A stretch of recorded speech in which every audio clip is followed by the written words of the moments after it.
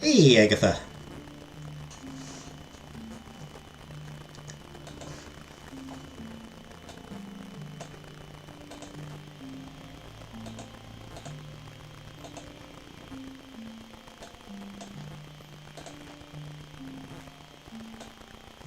Hey, Joel. Hey, Color Purple.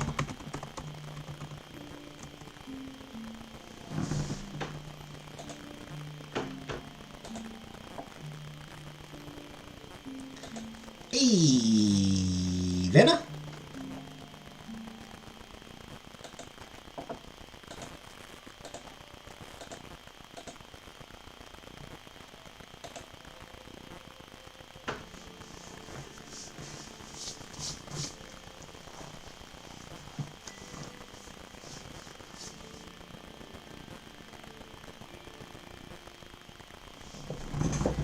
I'm wearing my GG shirt, but it's hard to see on camera.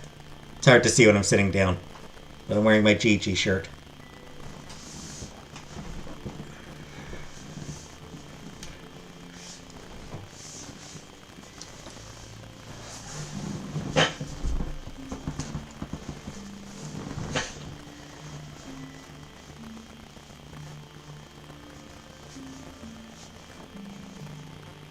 Unfortunately, I think the shirt may be a little smaller. I think the shirt shrank a little in the wash, so it's now smaller than I am comfortable with.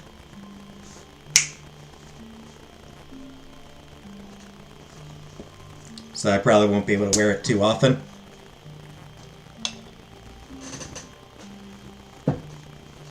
It's like I need to tuck it into my pants in order to keep it from riding up.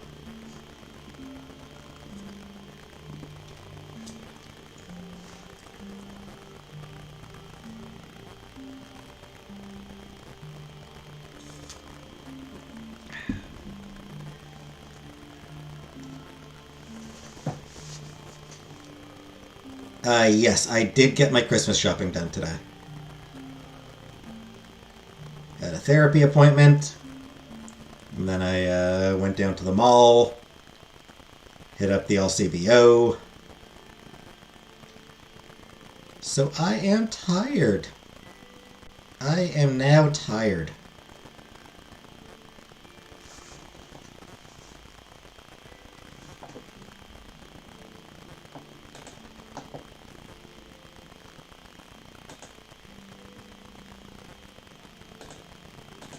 It's been a long day.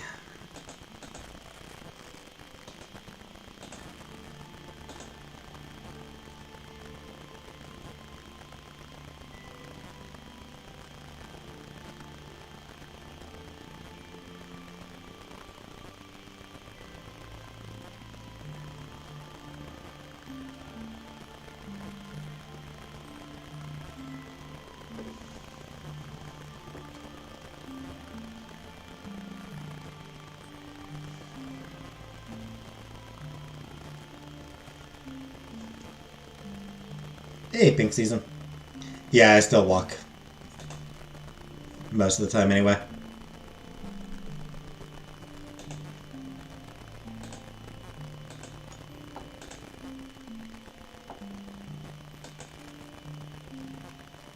Most places I still walk.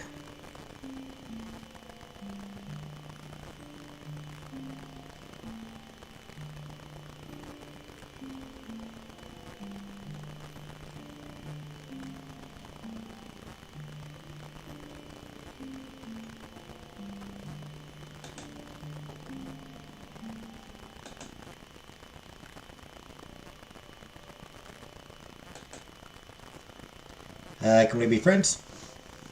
Sure.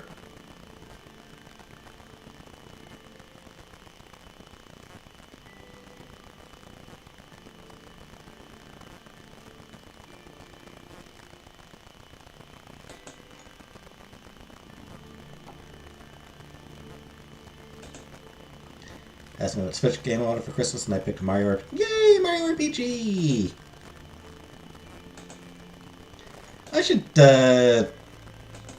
try to find a Let's Play of Mario RPG. since I won't be playing the game myself.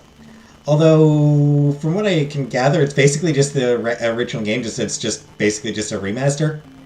Like they just changed the graphics, basically. No other changes to gameplay or any new content or anything like that. Hate walking in the snow. Yeah, snow sucks.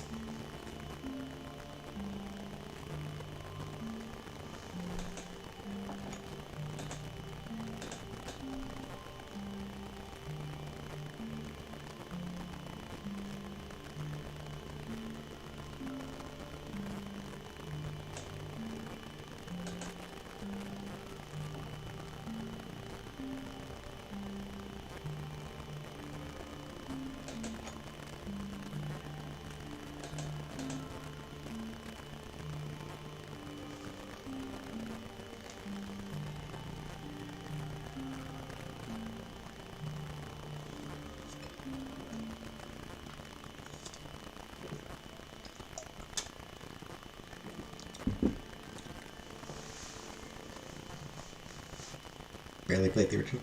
I mean, I played the original a few times.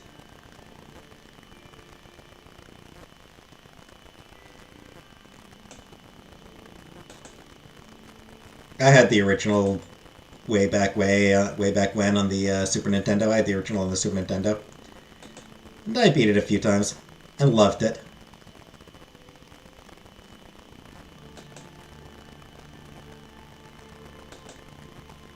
It's a great game.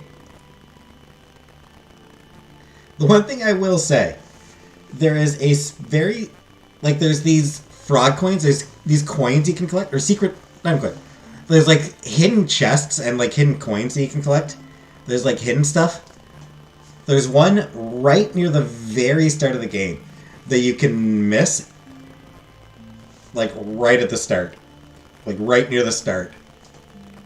Which is, like, so wild.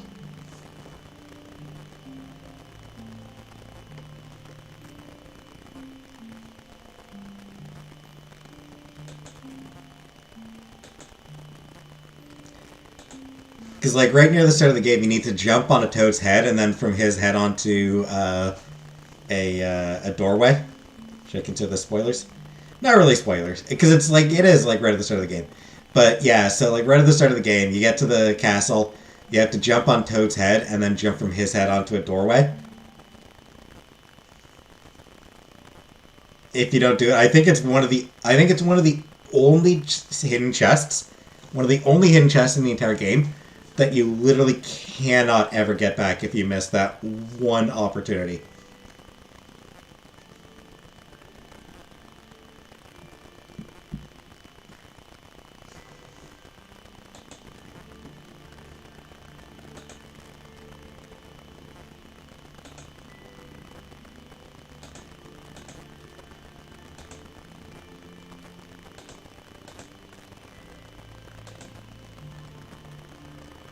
You always Google your way through games?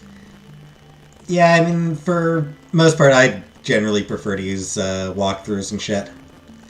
Five Nights at Freddy's, never played it. Never will. I'm not big on horror. I don't particularly like horror.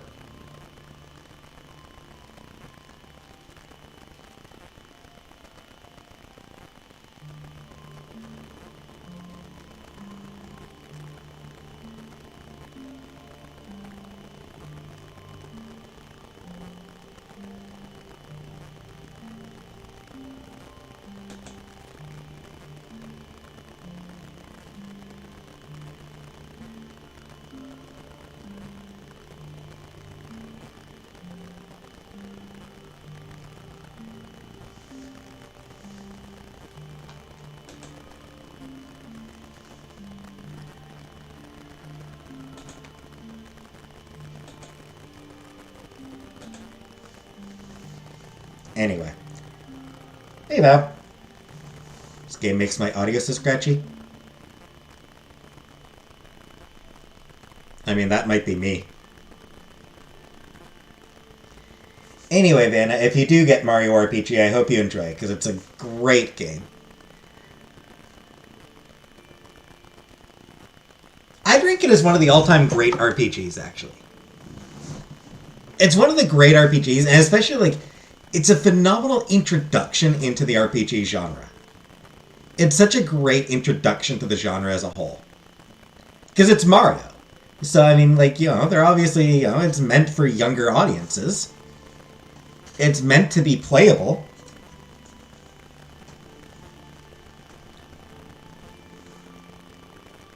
That said, some of the platforming can be really finicky and annoying. There's platforming in the game that can be pretty annoying.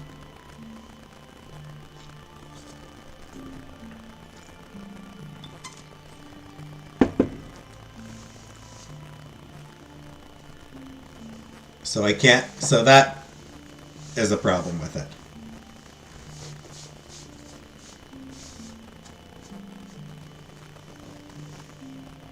Isometric views are just not designed for platforming. Like, isometric camera angles are not designed for platforming.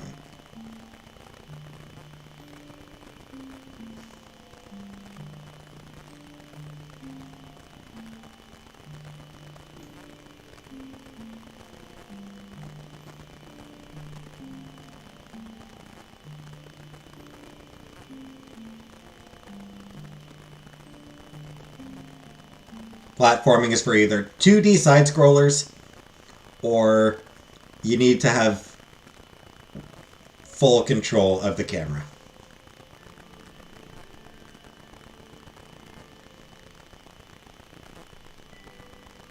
Hey, Rebecca. Yes, I know she is in Cornwall. We have not hung out yet.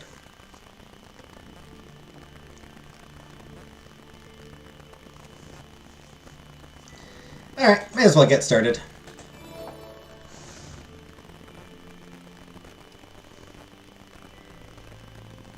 They should take... I mean, I'd be completely fine with that, frankly.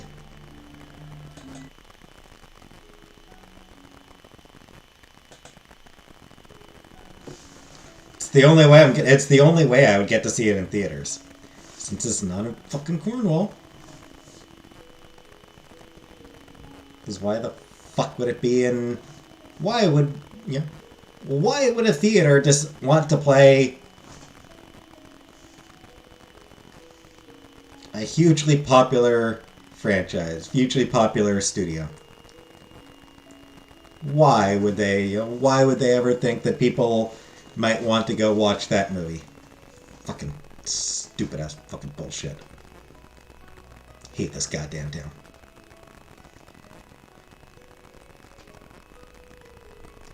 Anyways, let's get started. Once the servant was out of sight, the princess sighed. Even though Nahima was her confidant, and she trusted her, there was one thing Kiana had never told her. Something was troubling her. She sometimes felt like she was being watched, especially on a day like this one. It's probably nothing. Definitely not,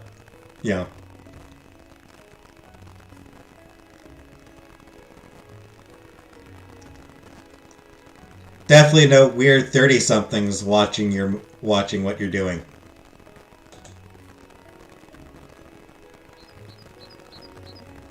As the weather was sunny, her tutor enjoined her to go to the palace's inner garden to begin her recital. And, as she had foreseen, the princess felt someone insistently looking at her as she was singing, a gaze that was coming from the king's cabinet.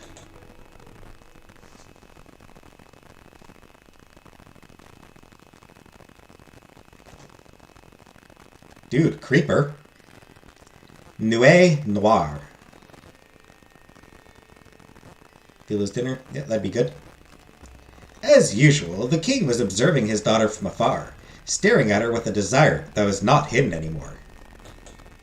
The old druid had grinded him down, and now the king was as desperate as he was convinced. He had to marry her. That day, his counselors had gathered at his request.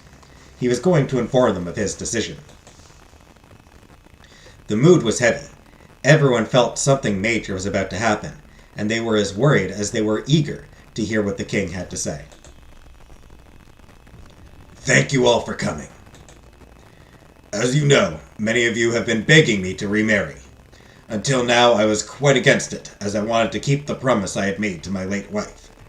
However, I have finally found someone worthy of replacing her and sitting beside me on the throne. A round of applause filled the room. The Chancellor seemed both incredulous and ecstatic. Thank you for making that decision, Your Highness. You may have thought of us as insensitive, but we were only doing it for your sake and the kingdom's. Absolutely, and we are sure the woman you have chosen will be up to the task. Could you tell us who the lady who managed to entice you might be? Of course. I will not hide the truth for much longer. She whom my heart has chosen is Princess Kiana, and I hereby officially announce my decision to marry her. In a shared movement of fear, all the counselors fell silent. Remember? I mean, we've talked a little. We chat a little bit on WhatsApp now and then, yeah.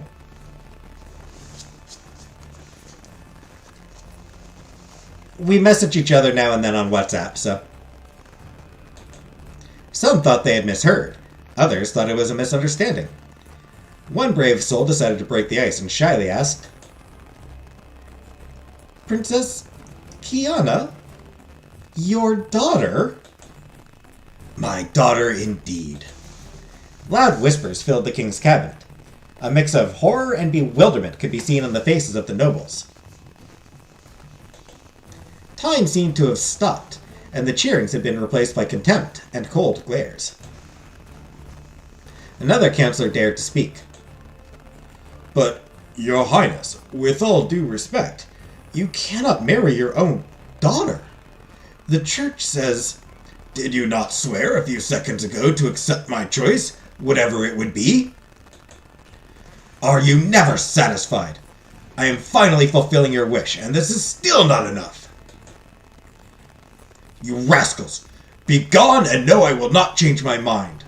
I will propose to Kiana this very day. Thus the counselors were chased from the king's cabinet like criminals.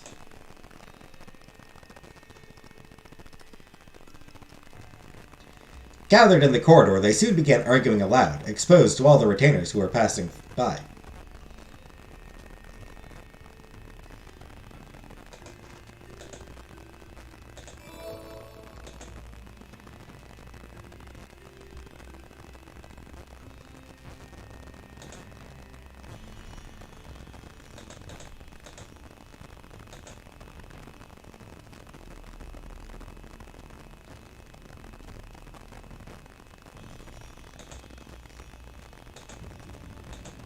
Whoops.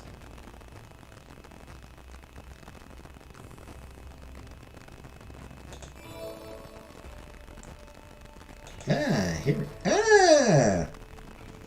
Somebody told me that I could see stuff just that I could get here without having to go to the menu. Donkey skin! Gustave Doré, donkey skin. Donkey Skin, 1694, is one of Charles Perrault's first fairy tales.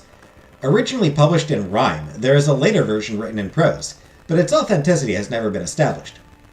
Donkey Skin tells the story of a great monarch, virtuous in every way. He owns a curious donkey which, instead of emitting feces, produces golden coins at will. The animal is treated with regard, as it is the source of the kingdom's wealth and prosperity. Unfortunately, the king's happiness is short-lived, as the queen falls critically ill one day. Dying, she makes him promise to never remarry, unless it is with a woman even more beautiful than her, as she secretly thinks he will never succeed. The sovereign agrees and grieves for her loss, but his mourning only lasts a few months. He is quick to move on, and seeks a new spouse who would have more attractive traits than the previous one. Since no maiden is able to surpass the late queen, he eventually turns to his own daughter, who meets all criteria, and decides to marry her. In the original, the king simply consults a casuist to ensure the legality of his endeavor. In the prose version, It is an old druid who deprives the king of any qualm concerning his evil deed. In both cases, he seems to fall in love with the poor princess with disconcerting speed.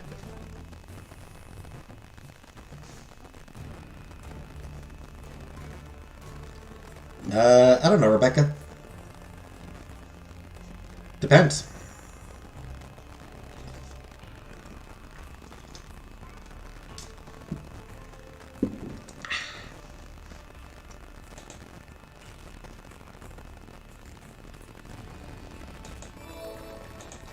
How many are there anyway? How many entries? 39 entries in the archive.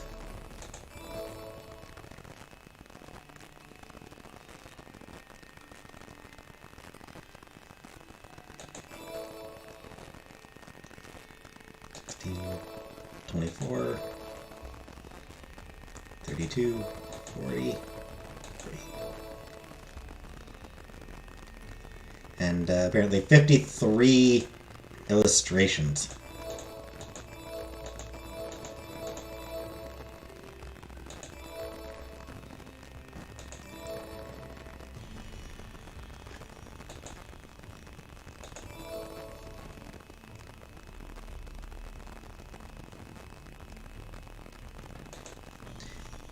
So gathered in the corner, they soon began arguing aloud, exposed to all the retainers who were passing by.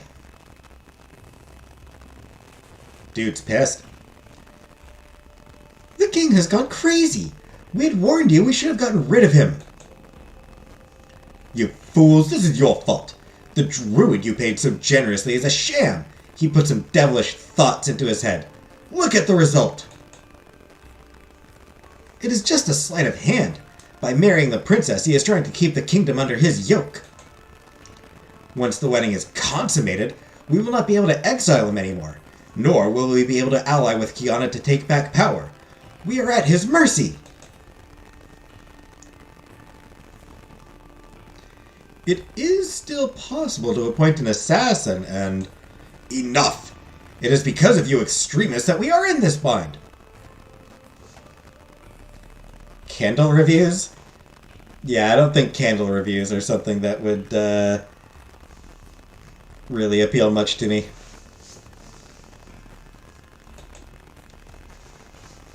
Really, if you schemers had managed to come to an agreement, maybe we would not be here. Us?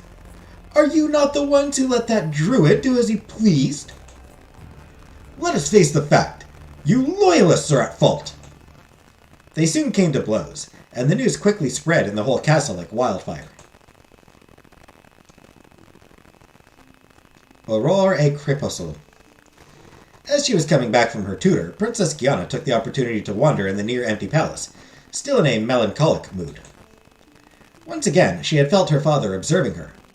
Whether it be while singing in the garden, or later that day during other lessons, he had never stopped staring at her. She had noticed his behavior for quite some time, and she could not help but feel a deep unease. Was he, the man she had not seen for so many years, interested in her again? Was it an awkward way for him to make amends, as Nahima had said? Or was it for a far darker reason? Kiana had a bad feeling about this. Some other day she would have dismissed those thoughts, but today was special. All day long, she had been under the impression that the servants were whispering things in her path. Something weird was definitely going on. With a knot in her stomach, she shook her head nervously. Hey, scapegoat!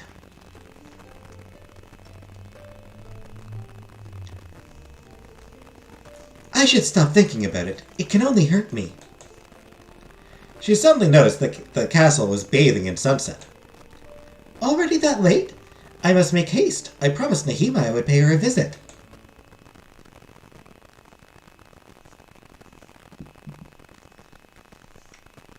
As the princess was walking towards the castle's kitchen, where most of the retainers were at that time of the day, she felt a presence behind her back. Reflexively, she turned back and caught a glimpse of a man standing before her. Her heart skipped a beat like never before due to the surprise. Astounded, she tried to fan herself to get rid of the warmth that was spreading through her whole body. She needed a few seconds to recognize this solid man, but any possible doubt had vanished. It was the king.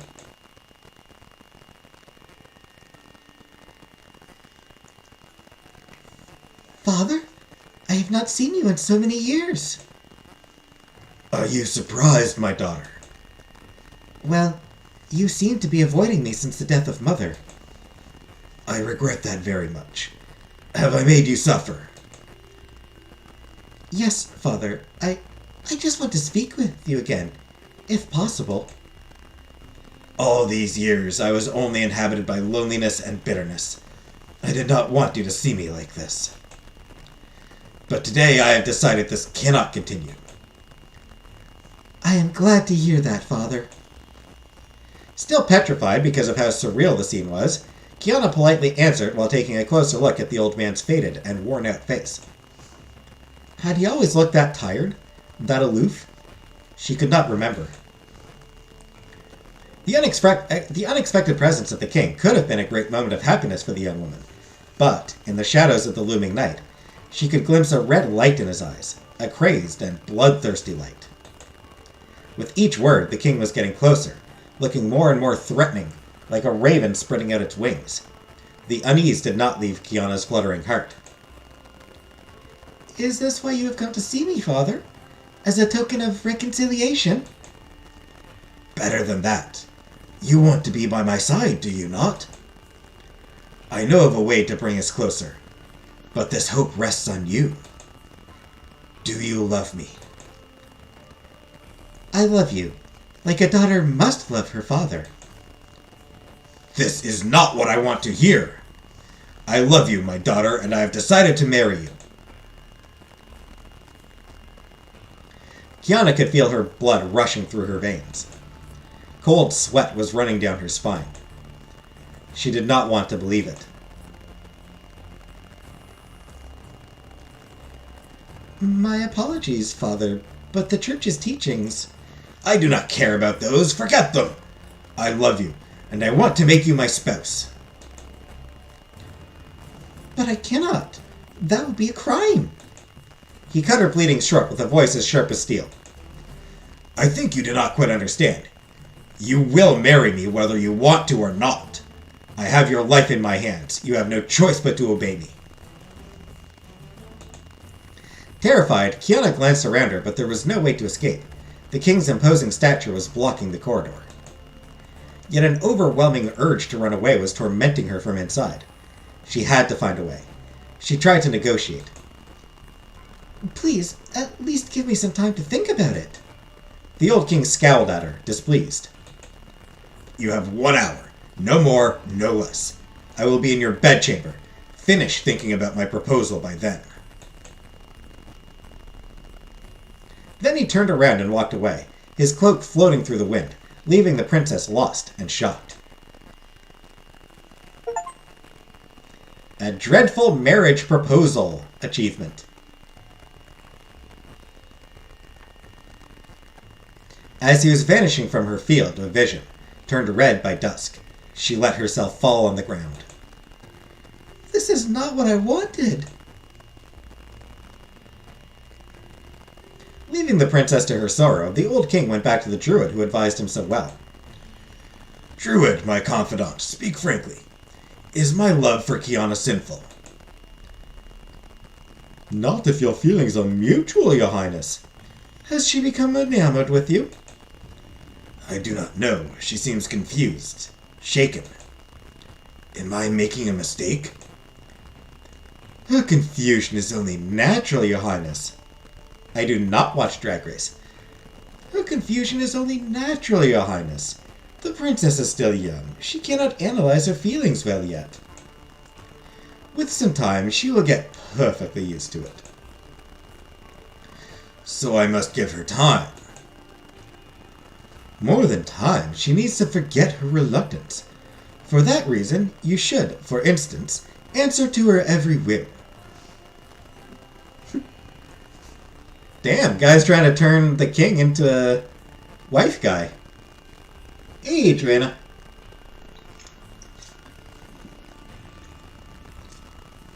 Calamari? Hell no. If you shower her with presents, she will soon understand how strong your love is, your highness. I will keep that advice in mind for after the wedding. But tell me, do you have a daughter? Unfortunately, I do not, your highness. But believe me, if I had one, I would not think twice before marrying her. Ew, dude. Gross. Pleased with the druid's cajolery, King Thibaut got out of his cabinet, even more determined than before to make his daughter yield. Sol Luna Ikiona. Short and hoodie look really good together. Yep. This shirt does actually look really good over a black... This hoodie does look good over a black t-shirt. After that overwhelming encounter, to say the least, Kiana went almost mechanically to her bedroom. Then she silently sat in her bed like a dislocated automaton. She found a bit of comfort in her misfortune.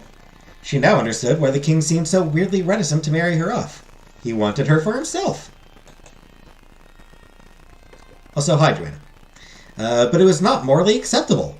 After all, he was the man who had conceived her, and the principles she had been taught were quite clear about this. Had he gone crazy? Was he trying to damn her to hell? A rush of disgust violently seized her throat. No, this was not right. Deep in morbid thought, the princess hardly noticed the sound of hurried footsteps coming closer. The grating noise at the door made her jolt. Was he already... Fortunately, it was just Nahima who seemed as scared as her. Hey, Jackie and Charles. Oh, Princess, I have just heard the news from the mouth of another servant. I came here as fast as I could. Thank you, Nahima, but your effort was vain. My father told me I had no choice, and that he would marry me whether I wanted or not. The hour for thought I requested is almost over. There is nothing we can do.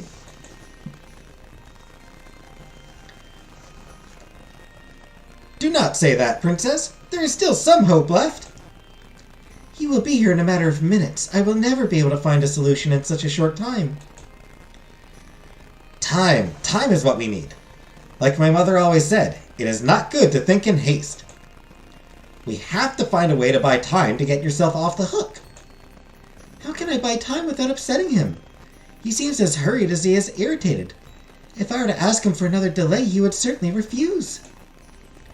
That is why you have to be sly. Rather than directly asking for more time, pretend you demand a gift from him as a token of goodwill. A gift? A gift? That is to say? Ask for something so rare and complex, it will be almost impossible for him to obtain it. Thus, even if he manages to give it to you, you would have bought quite some time nonetheless. And if he does not keep his commitment, then it is even better. That is a good idea. However, I have to find something to ask him without sounding suspicious. If I were to request some Far Eastern china from him, he could argue that this is not necessary, or promise to buy some after our wedding. You are right. Nahima rubbed her chin with a pensive look. Time. We need time. All of a sudden, she clapped her hands. I know, Princess. Demand that he gives you a dress the color of time. It is common for a future bride to want new clothes to appear a proper lady in the arms of her spouse. He will not be able to refuse.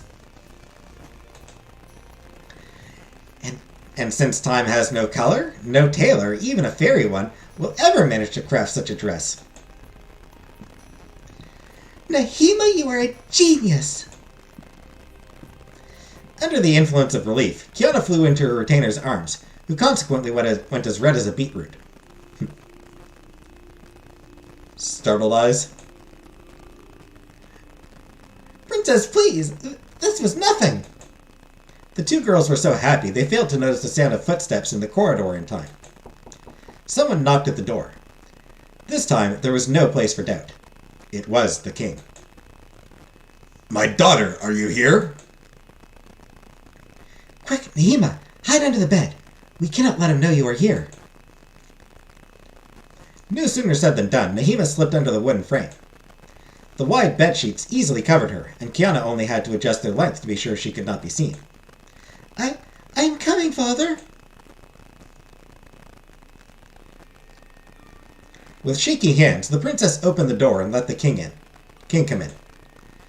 His eyes were as piercing and hard as an hour ago. She could not help but gulp. So, have you considered my proposal? Yes, Father. After pondering the issue, I have come to the conclusion that I cannot appear by your side without clothes fit for a queen.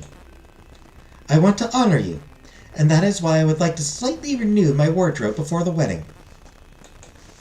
The druid's advice immediately came to the old king's mind. The young woman was certainly about to express some whims of hers, and he could not pass on such an occasion to earn her trust. Thus, the king carefully listened to her. Please speak frankly, my dear. I am listening, and I will try my best to fulfill whatever wish you have. Father, please bear that I ask of you a dress the color of time. The color of time? What a strange whim of yours. But so be it, I will stick to my word. You will have this dress tomorrow evening at the same time. And with a solemn look, he left the room, delighted by the hope the heiress had given him. Nahima took advantage of this opportunity to come out of her hiding. You have been wonderful, Princess. We have managed to buy enough time to set up a plan. We still have to find one, however. It is better to sleep on it. It has been a long and intense day, and you must be exhausted. Get some rest, and we will think about it tomorrow morning. You are probably right, Nahima. With a brooding and hazy mind, the princess quickly went to bed. There had to be a way to save her. Meanwhile, the king had gathered the most talented crafters of the area, the best tailors there were, and he ordered them to make this dress in a day. Otherwise, they would be hanged. Terrified for their lives, they started their work straight away, relentlessly working all night while cursing this weird idea. A dress the color of time. What a caprice!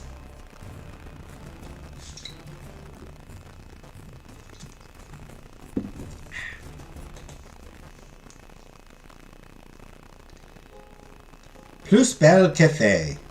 What? Plus belle café is the name of the song.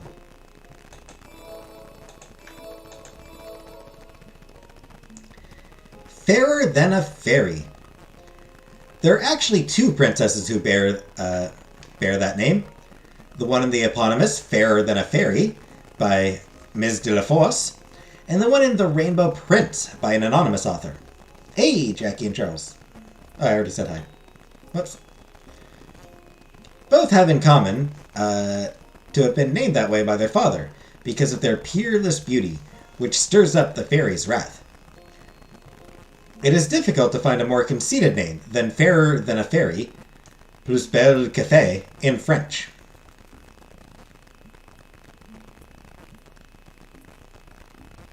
Huh.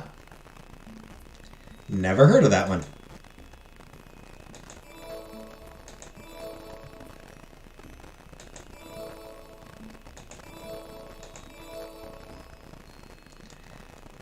On the dawn of the second day, the princess... Dawn of the second day.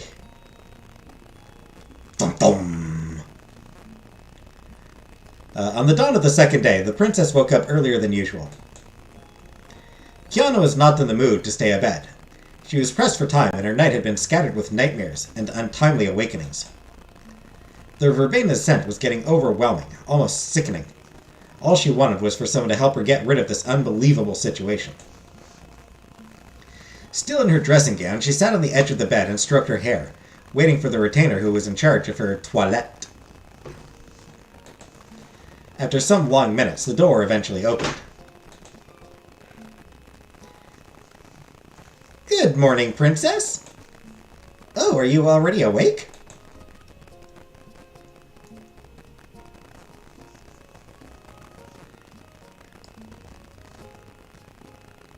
Have you fallen... What?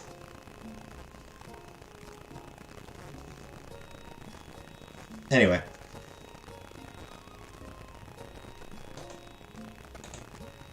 just want to see what this...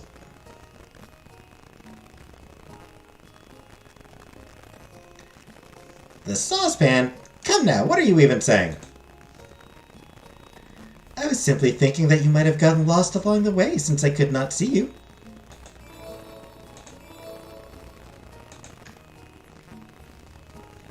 Little Red Riding Hood. Ooh.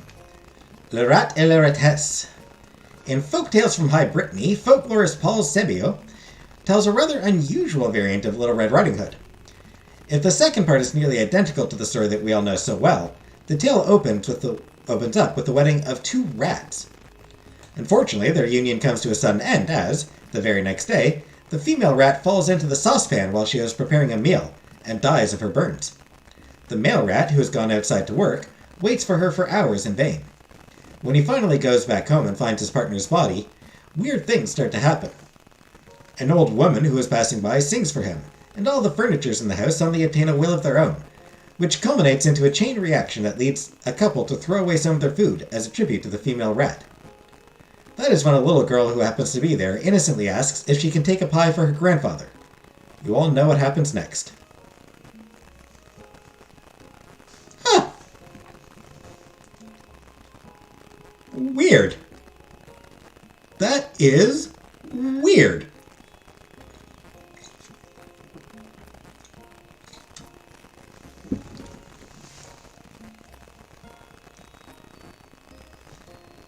Has anyone ever heard of that variation of Red Riding Hood?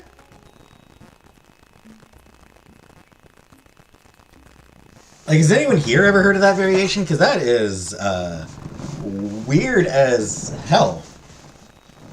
That sounds bizarre.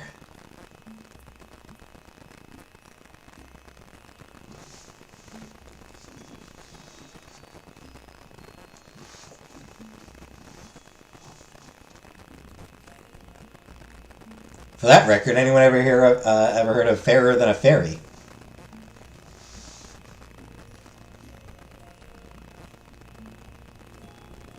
Sounds like two stories mashed. It does, kinda. It does sound like two stories just getting mashed together.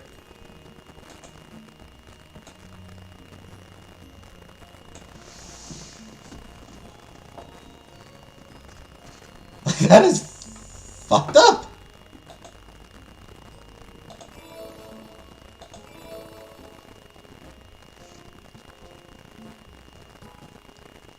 Alright, so that makes the saucepan comment really cute.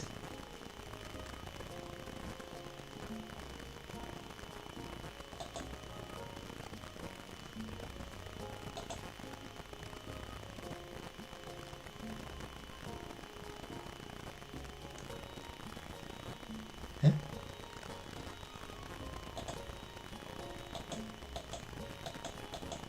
Okay.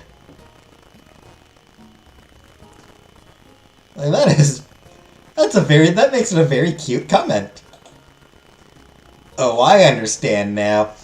You would have wanted me to come earlier, is that right? And yet I am here at the usual time, Princess. Admittedly. However, following yesterday's events, I have had quite a bad night. I would have appreciated a little consolation, that is all. The young retainer frowned. Oh, Princess, you should have told me so. I hardly got the chance. It all happened very quickly. But so be it. Let us move on to other matters. I must still get dressed after all. What am I thinking? Naturally. The lady-in-waiting set to do her work, all the while still talking. You know, Princess, I still spent a great deal of my evening thinking about your father's demand, and about a potential plan of action. I am all ears. Any help is welcome. I believe it would be wiser to tell your private tutor that you are sick. It would grant us more leeway to conduct some research. A very good idea, Nahima. Do you already know what to do? You will probably not believe me, but I saw your mother in a dream last night. And I remembered something. After your birth, it was said that she had given you the fairy's blessing. The fairy's blessing? It is just a rumor, but there should be some truth in that statement. If your father did leave something useful to you, we could use it to save you. Kiana skeptically stared at the young Moor. I would love to believe in magic too, but these are old legends, and I am too old to be fooled by this nonsense. Nahima raised her voice while making wide frenetic gestures. I know it must sound ridiculous, but I believe in those legends. I think your mother had the fairy's blessing and passed it on to you, and I am ready to prove it. Get to go shopping for new clothes? Yeah, that's not happening. And how are you going to do that? I'm going to leave the castle for the day and investigate in the nearby hamlets. I'm sure some old country women will be able to give me information about the true meaning of this rumor. In that case, I am going to have a look around the Great Library. Maybe some dusty books will teach me how to get rid of the madness that has taken hold of my father. Let us part ways and meet again tonight in my bedroom to talk about our findings. May the best of us win. It is a deal, then. You seem quite confident, Princess, but do not underestimate the power of old legends. Magic does exist, and I will prove it. Once done with the toilette, Nahima parted from the princess and quickly set off, convinced she had found the best lead. Left to her own devices, the heiress sighed and went towards the library, dawdling on the way. Laziness was taking hold of her with each step, and everything seemed pointless. Her heart was looking for an escape, but her brain was telling her again and again there was no miracle she could hope for. The only thing she could do in the meantime was to pray.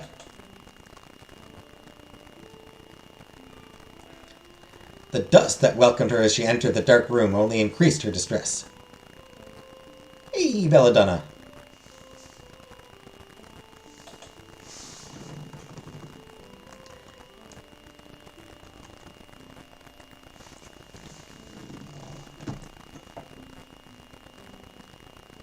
Yeah, I don't know. I mean, there's no money to be made in audiobooks at this point.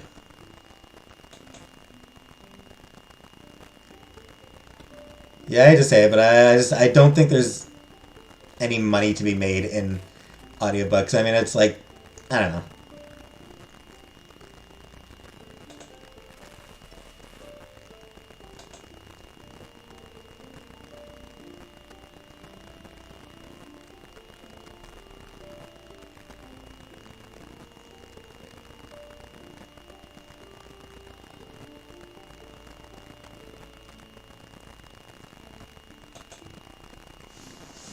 Carrying a candle, she inspected the shelves, looking for a ray of hope. Most of the books the king owned were written in transposition of epic poems, lyric lays, or chivalric romances. The few treatises on science were all gathered in a small corner. Liber Simplicis Medicinae, by the Abbess Hildegard of Bingen, translated from German. Bingen. This may be what I need. She sat down at a table and glanced over the book. Descriptions of plants of medicinal value were passing under her eyes, but nothing of value to her. Read well. Not many can read out loud with enthusiasm. The thing is, like, reading audiobooks, it's really, like, you're looking at, like, hours upon hours upon hours. It takes a long time to read a book out loud.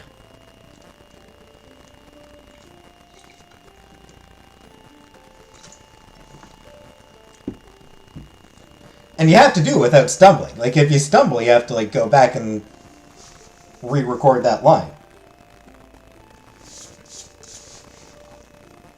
Hey, Scriptcoat. So, yeah, it's... Like, people have suggested it to me in the past, and I have looked into it, and it's like, yeah, I don't think I want to do this. I don't think I want to read audiobooks.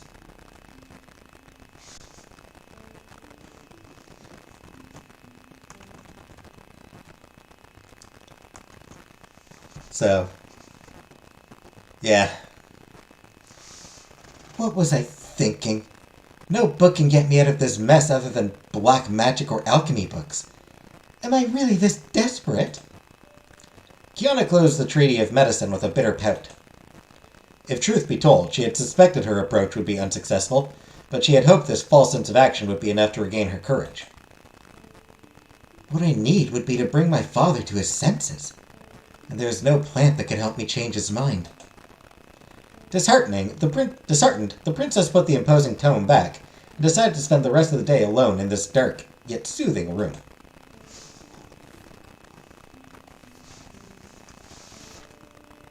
Yeah. Libraries are great places to spend time. To pass time and forget her sorrow, she grabbed cliches, some courtly literature she knew rather well. Was there anything better to forget the passing of time? Cliches, grandson of the Emperor Alexander of Constantinople and nephew of Gawain from Arthurian legend, was a brave knight who achieved many feats. Wronged by his uncle Alice, he fell deeply in love with Fenice, who was destined to be the bride of the former.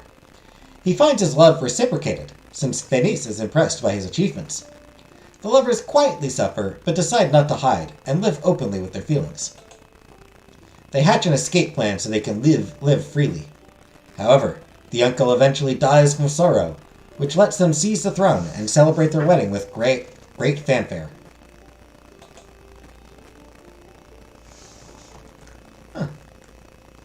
Kiana closed the book. Since her childhood, she had been told she was born to become a queen, and she always aspired to become one. She had secretly hoped to be married to a king who would be powerful, but young enough. She had hoped to be married to someone who could have feelings for her. Her chances were infinitesimal. Royal weddings were political above all else. There was no way to follow the wishes of the heart. Yet that possibility still existed somewhere. There could be a Cleges waiting for her to be his Fenice somewhere on this earth. There is, but you don't have to marry him. Putting the tome back on the shelf, the heiress felt even more aggrieved than when she entered the library. Fleeing is never a good option, as Nahima rightly said. You forget everything for a while, but reality just hits you more harshly thereafter. I mean, fleeing is probably the only option here. As she was returning to her bedroom, Kiana looked at the amber sky. It would be wiser not to let my father wait indefinitely. If I do not find any solution, postponing my fate would just anger him even further. While walking in the castle's corridor, the princess could not help but feel curious about the results of Nahima's investigation. It was their only lead, however implausible it could be. Hey, PK. So yeah, I guess the connection just got shitty, and I don't know, it was approaching 2 hours by the point that the connection just got shitty, so I was like, screw it. Just ended the stream. Once in her room, Kiana is welcomed by the great smile on her servant's face. A bit out of breath, her cheeks pink for having walked for a while, the young woman gave a triumphal look. How did your investigation go, princess? Poorly, unfortunately. What about you? Would you believe it? I managed to find the information I wanted. Witnesses of your baptism recalled seeing a fairy during the ceremony, and they confirmed that she gave you her blessing.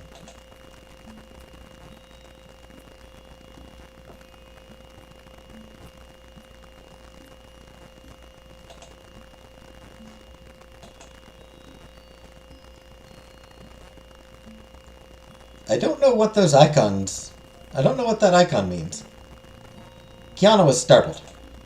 She had never been very superstitious, but, like all good believers, she knew higher beings could sometimes play with humans' fates.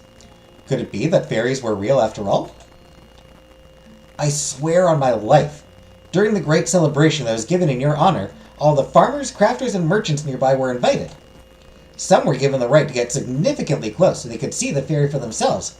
I asked several people, so there is no doubt about it. And what do you know about this blessing? How can I use it?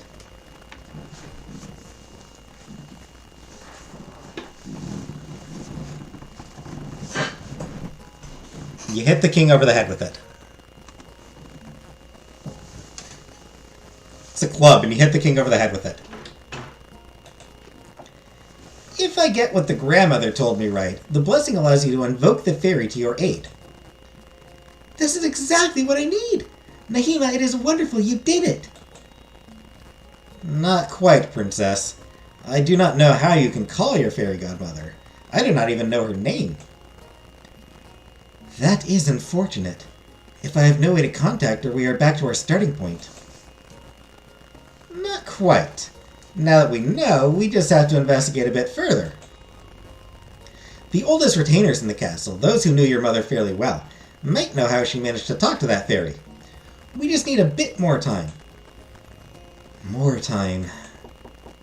The sound of someone pounding on the door cut them short and made them jolt. When she opened the door, Kiana discovered a handful of crafters who had come to bring the dress, the color of time, the king had requested. She was told to wear it and go to the royal cabinet, where she was expected. With an aching heart, the young woman complied. That... Huh.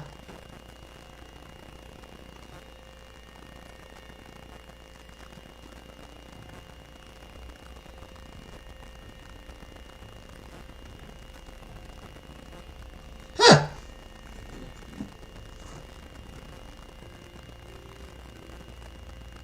Weirdly, if time did have to have a color, that kinda seems about right.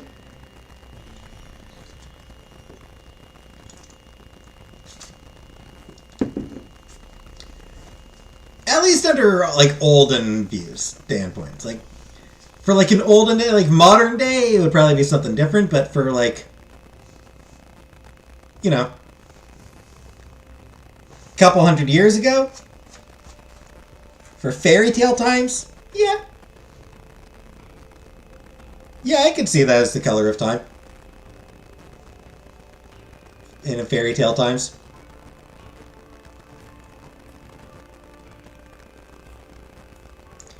When she entered the room wearing the dress the color of time, King Thibaut was enthralled with her charm.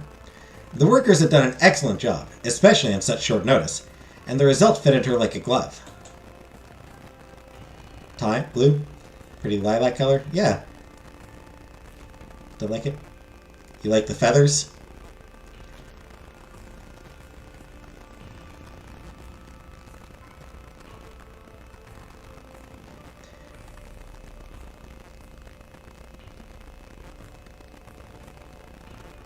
Yeah, I might have made it like a little... Yeah, I probably would have gone a little bit bluer.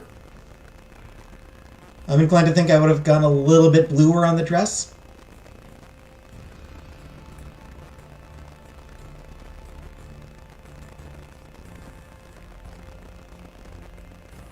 Green.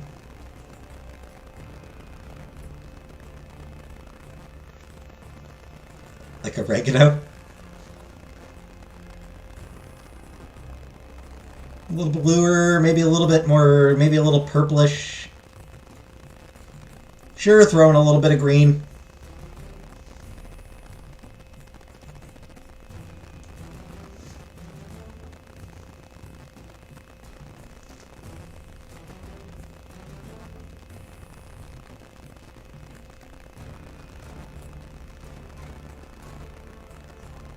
But, yeah. She kind of looks like a child in that dress. Wonder if that was intentional to show the horror of the situation. Entirely possible, Pink Season. Sky blue with turquoise underlay? Maybe. The weird mint slip doesn't help. Yeah, I can see that. Shyly, she then requested a new one. Frantically looking for an idea in her racing mind, she ordered that it would be the color of the moon. I mean, that's not particularly difficult. The king, who could not refuse her demands, immediately urged the same tailors and embroiderers that had created the previous work to come, and he gave them the same instructions. Once again, fearing for their lives, they complied as quickly as possible. Thus began the same little game.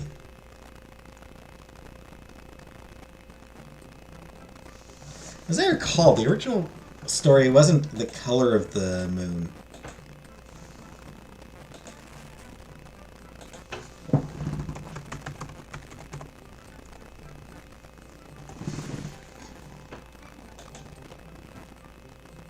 Oh, no. King is so creepy. Hope we get to take him out. Asking for too damn much. I mean, she doesn't want to marry her dad. She's trying to get out of marrying her dad. Of course she's asking for a lot.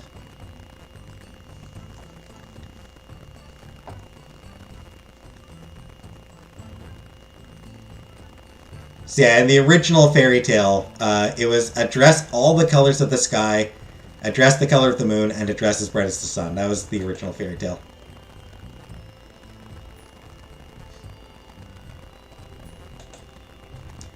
Yeah, this is based on the donkey skin fairy tale. And that was back in the days when fairy tales were dark as shit. What am I playing?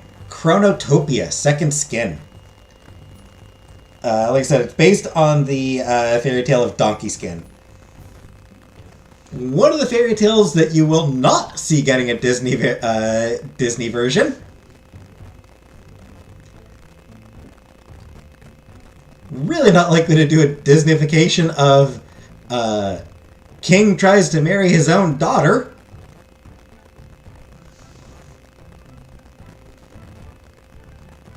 Before they got sugar-coated? Exactly.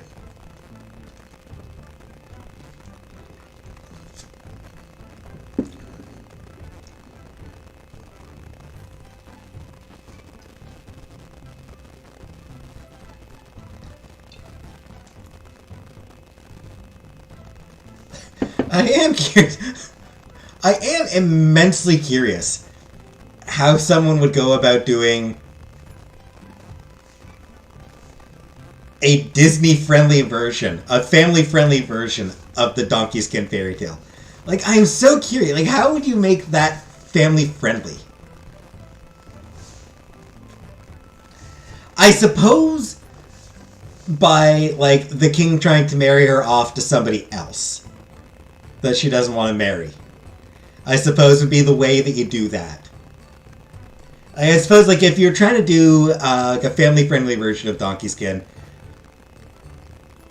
except no, because also part of it is the donkey, like, skinning the fucking donkey. No, you can't do family-friendly Donkey Skin.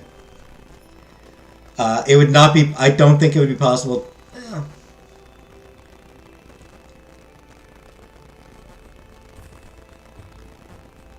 Make all the characters animals, maybe? Well, no, because what I'm thinking is, like, getting out of the incest is easy. Getting rid of the incest element is easy. You're going to marry this prince. But I don't want to marry that prince. Tough, you're marrying that prince. Well, okay, I want... If I'm going to marry him, then I want these presents first. I want these dresses first. But the very last thing that she requests is the skin of the magical donkey.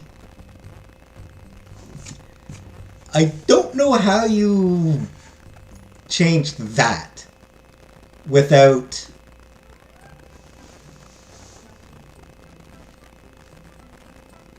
just making it a completely different story.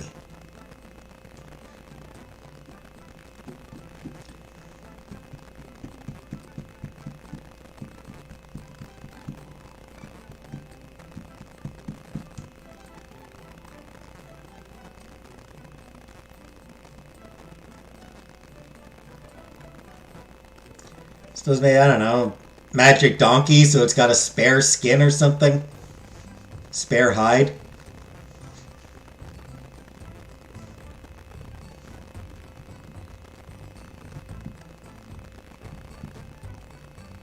They make a duplicate of the hide? I don't know.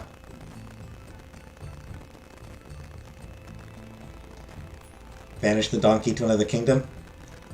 Well, no, because, like, the point of it is, like, that she wears the donkey's skin as, like, a disguise.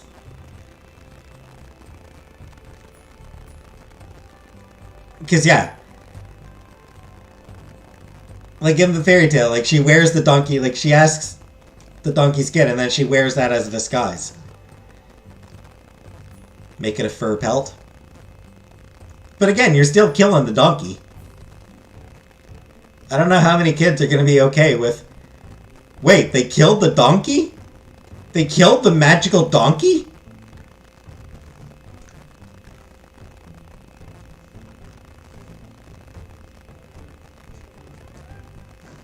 So, I don't know. Ultimately, I think Donkey Skin is one fairy tale that Disney will just not be adapting at any point.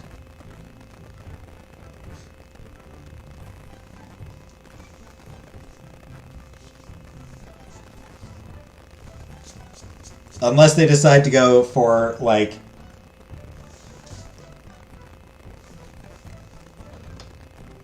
non-PG versions of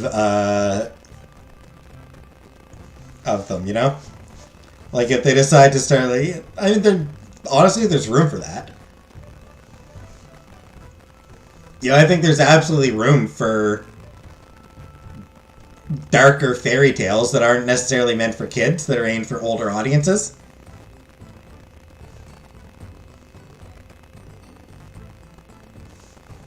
I don't know. The next day, Kiana and Nahima hurried towards the kitchen, where most of the castle's retainers met. Looking for clues, the two young women were determined to make the most of the time they were given. It has been so long since the last time I came here. This place is as restless as in my memories. It was hard not to agree with the heiress. The kitchens were always thronged with people, no matter the time of day. Servants were hurriedly going in and out in a great ball of plates and utensils, while a sweet scent was in the air. The cooks gathered around the great table and chatted in a general cacophony while making the kingly meal.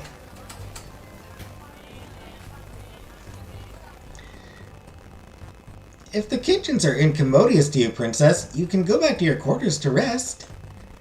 It should be all right, Nahima. We are here to investigate. I do not intend to fall at the first hurdle. Very well. Let us question the group I see over there. They seem to have the gift of the gab. No sooner had she spoken than the lady-in-waiting led Kiana to a quieter corner of the room, with a firm push of the hand. Two cooks and an assistant seemed more busy talking than peeling vegetables. Excuse me. They instinctively looked up at their interlocutor. They really like this word.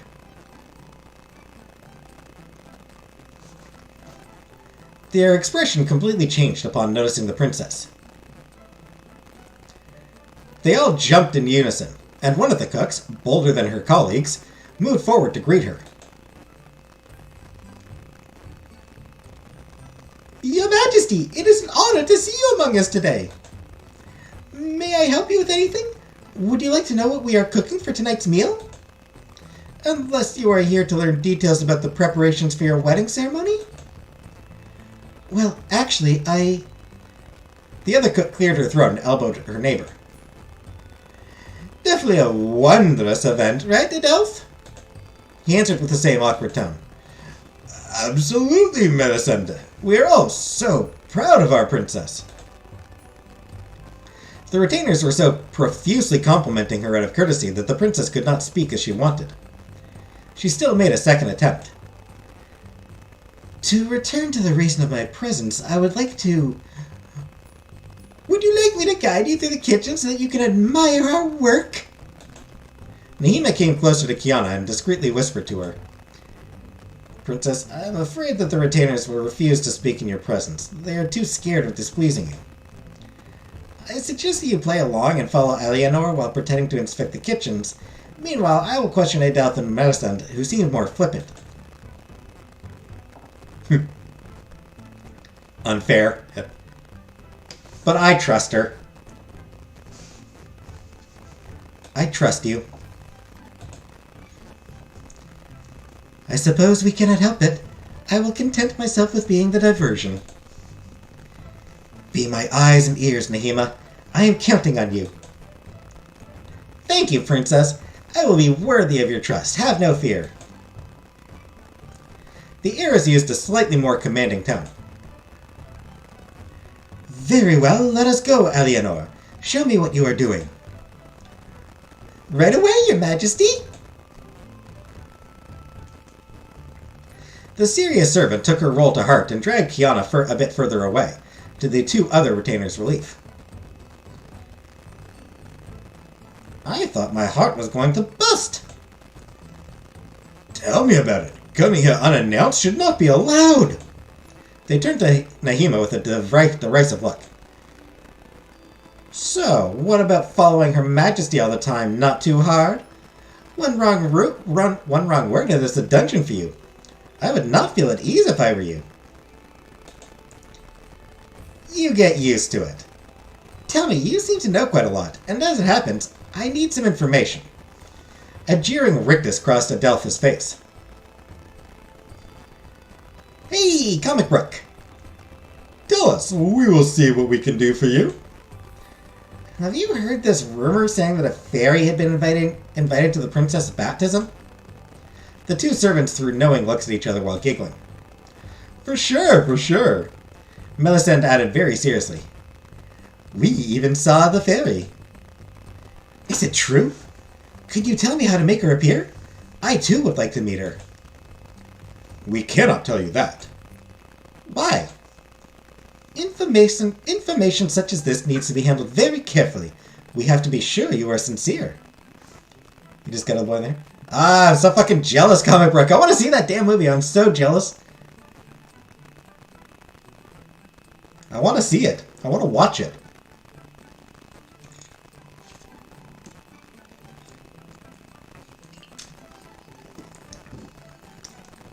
Please don't spoil anything for me. No spoilers. I want to go in sort of want to go in blind. Want to go in sort of clear-eyed.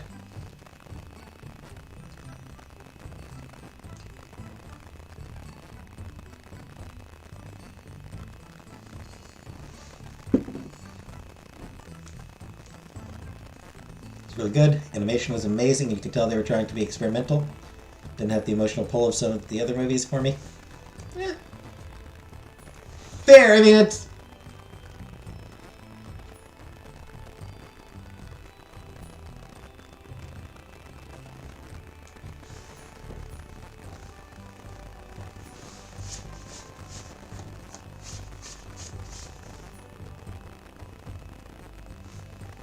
I'll still give like a 9 out of 10. Yeah. Because it's still Miyazaki, so it's still an incredible experience, yeah.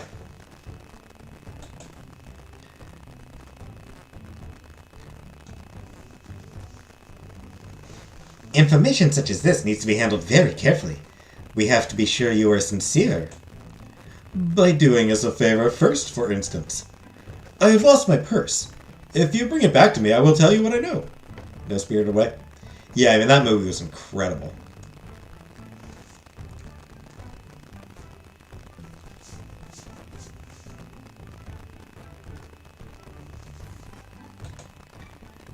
And how am I supposed to find it? I have left it in the library, on one of the desks. Take it to another level with the animation and art direction. Nice to hear, nice to hear. I do like good animation. I mean, like, my second favorite Ghibli movie is The Tale of the Princess Kaguya. And that is down, like, 90% to the art just being amazing.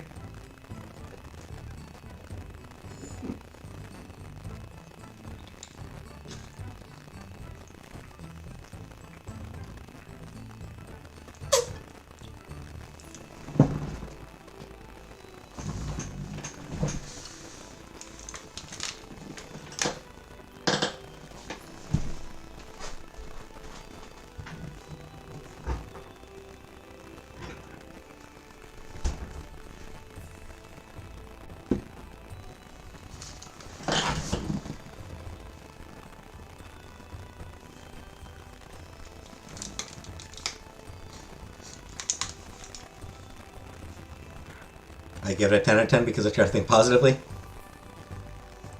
Surreal storytelling.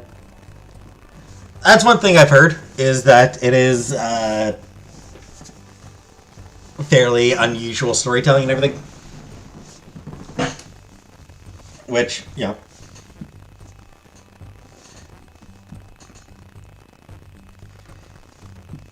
that's fine.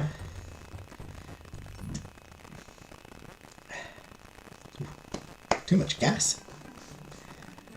May I know what its contents are so I can be sure it is yours? No way, this is a private matter. Retrieve it, or I will not tell you anything.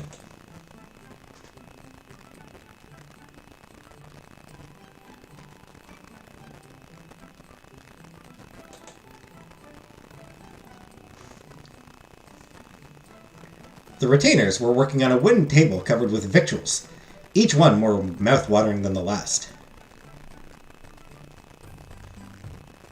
Huh.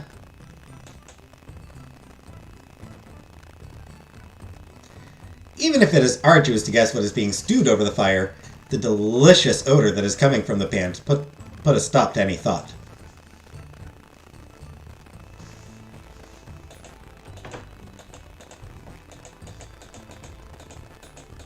Don't think there's anything actually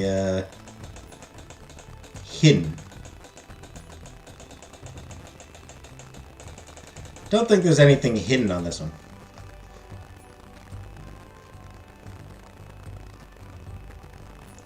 Whole dedicated seat for buttering bread. That, yeah. Yeah, that's... I like how it's like, yeah, that's Ghibli. That's definitely a Ghibli thing.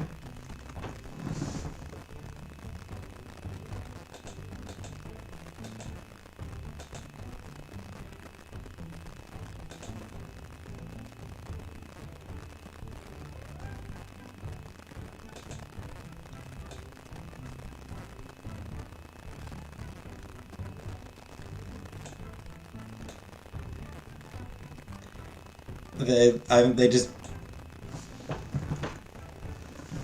They love their food.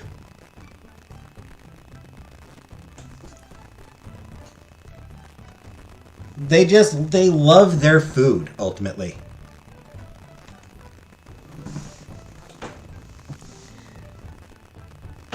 Adelph and Melisande refused to say more, leaving Nahima with only one possibility: bringing the precious item back. Well, if that is so...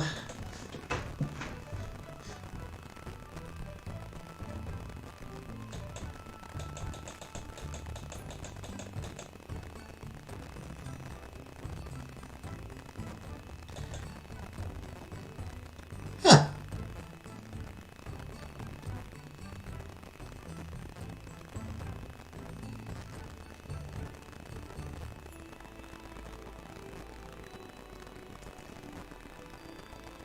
Pretty big butter fan myself. People do like butter. Neat. Map you can just move around in. Neat. Anyway. Library.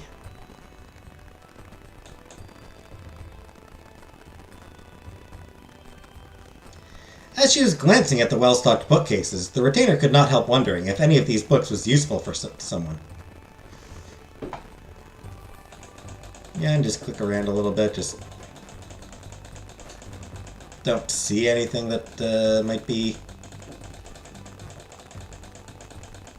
out of place or anything, but buttered bread is very delicious. Nahima had always been surprised by how flippantly the books were put in order. It exemplified all too well how neglected the library was.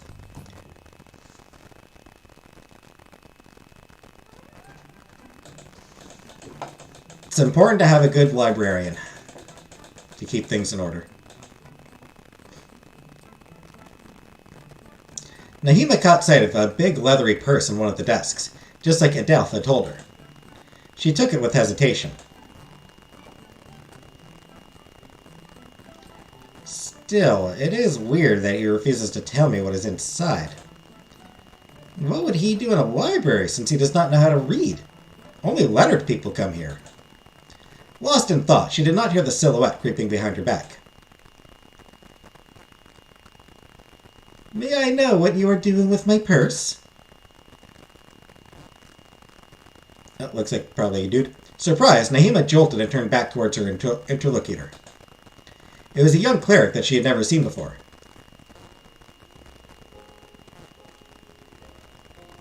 You really cannot take it. I need its contents. How can I know it is yours? Open it. I have nothing to hide. There is a reed pen and a clay tablet inside. Is this getting scammed? Indeed. That was obvious from the start.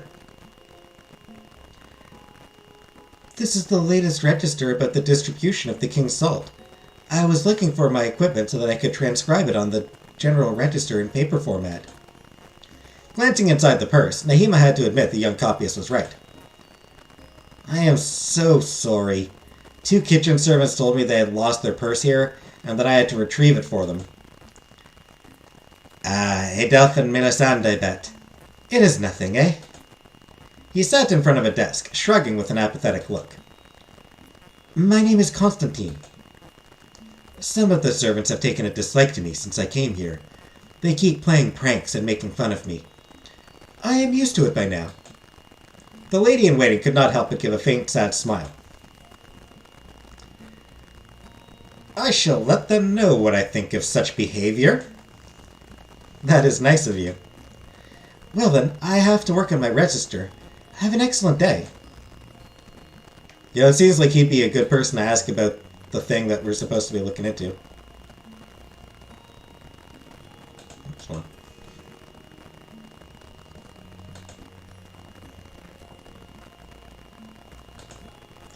Constantine seemed to be so focused on his work that he forgot Nahima's presence, and she deduced it would be better to leave him alone.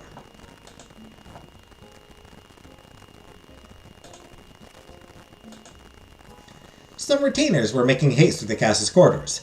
Nothing seemed out of the ordinary.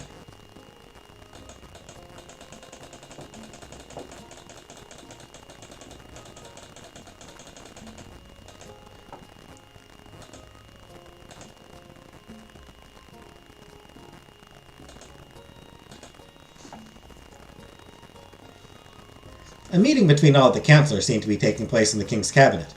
Whatever the important matter at the center of concerns was, the retainer did not dare approach until the assembly was over.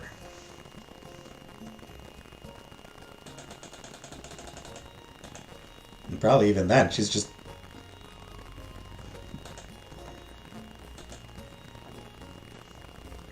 Kiana's bedroom. Since she spent most of her time here, Nahima obviously knew every nook and cranny of it. Still, there was something almost magical about sitting quietly on this great bed in the absence of the princess.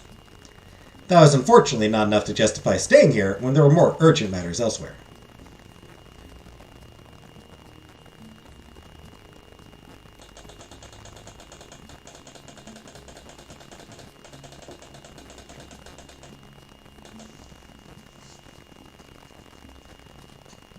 The servant's eyes were drawn to a spray of colors. As she did every morning, she had brought a new bouquet to embellish the princess's room. Nahima was especially proud of today's flower arrangement, and she was counting on doing a good job the day after as well. Nerd. Nahima could not help but cast a glance at the dressing table to check her appearance. Almost without thinking, she passed a hand through her hair while whispering, "Will you ever notice me? Senpai? Will you ever notice me, Senpai?"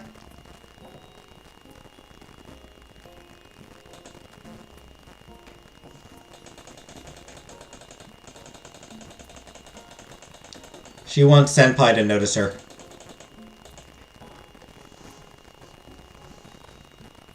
Luxurious plants were growing in the shade of the leaves. This was the place Nahima went to every morning to pick the fresh flowers that would decorate the princess's room for the day.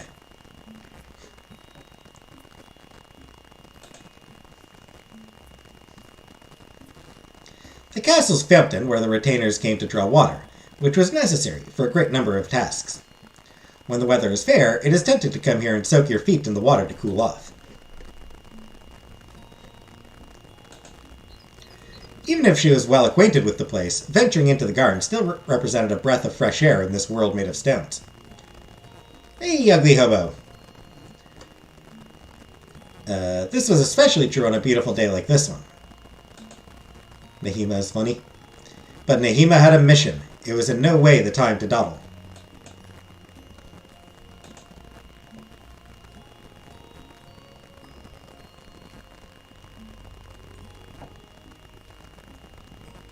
Alright, back to the kitchen. She came back to Adelph and Melisande, livid. You got me there, you rascals. Bilmar. What about him being an asshole? I mean, he's just generally an asshole, so...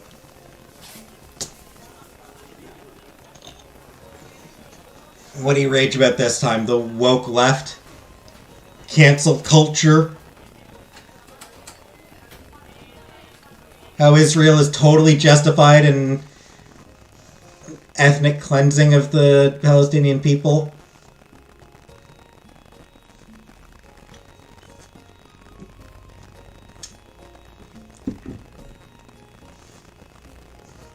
How trans people are terrible.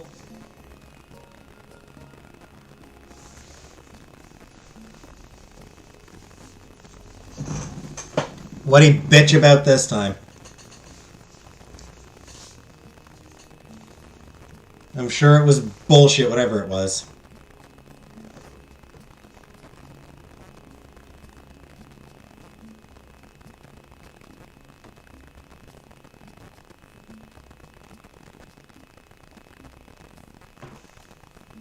Can't stand Bill Maher. Yeah, he's an asshole. He always was. He was always an asshole. It's just, 25 years ago,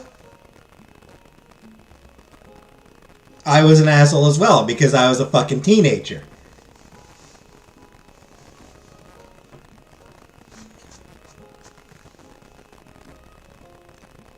So, 25 years ago, I liked him.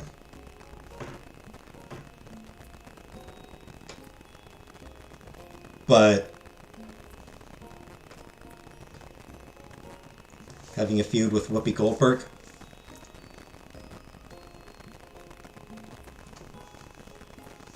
I'm not terribly keen on Whoopi either. But frankly, yeah, I'll side with Whoopi over Bill. I'll side with Goldberg over Mark. Insufferable no matter the take. It is. Like, no matter what his position, it's like, shut the fuck up, Bill. It's this weird thing where, like, even if he says something, like, even on the rare occasions that he has the right opinion, it's still like, shut the fuck up, Bill. No one who cares that much about standing smart is funny. Yeah. He so desperately wants to be taken seriously, while also being allowed to just use, hey, I'm just telling jokes as a way to get out of any and all criticism.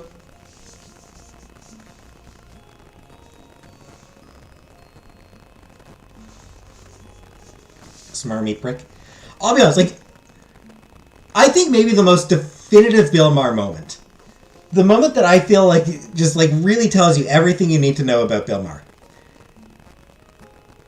It was what's her name? Katie Potter. Katie Porter?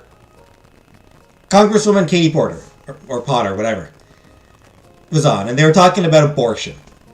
And Bill Maher told a story, and he's told it before, about how his mom almost aborted him. Yeah, that he has trouble. Yeah, he has mixed feelings on abortion because his mom almost aborted him. And Porter responded, well, that was her decision, and we all have to live with the consequences of that. Absolutely amazing burn. Perfect burn. Like, it was the absolutely perfect burn. And the audience cheered and laughed because it's like, that was an incredible line. And his response was to turn to the audience and say, first of all, fuck you.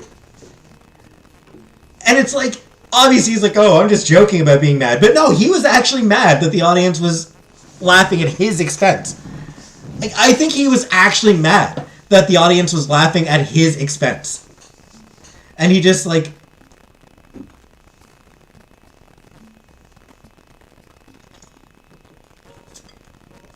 because he's an arrogant, conceited prick.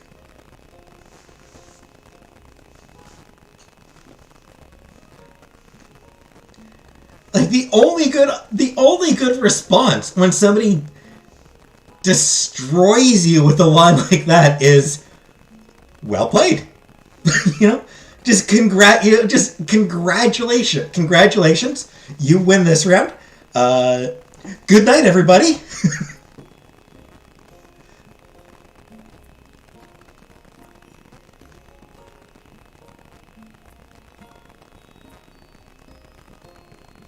Is there a doctor in the house? 'Cause I am dead. Hey, Jerry. Just came off his phony. Yeah. I mean, like for the past 20 years. For 20 years now. He's been a Republican who wants weed legalized. That's all he is. He's a Republican who wants weed to be legalized.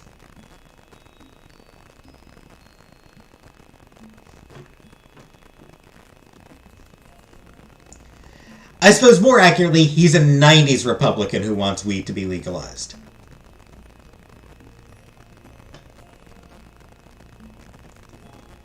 Because, like, he is now where the Republicans were in the 90s, basically. Like, his politics in the 90s now are very close to what Republicans were in the 90s.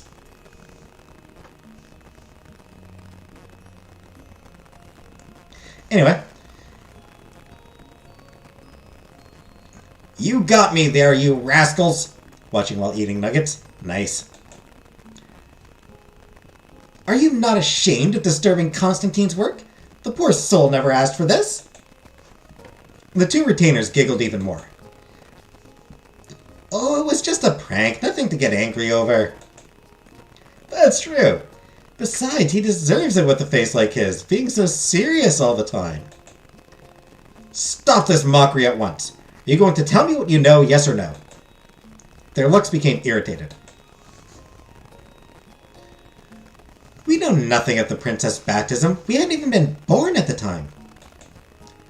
If you really wish to meet your fairy that much, go see Barthélemy, one of the king's advisors. He should know something. I much prefer that.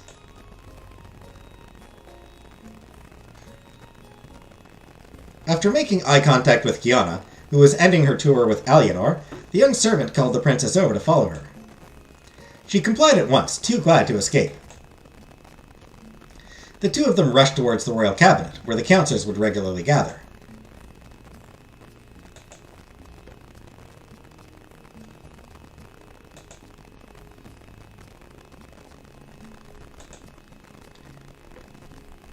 Vous see Barthélemy, as we told you. He is right. We do not know more. Well, fine then. To the cabinet! Oh, hey, dude.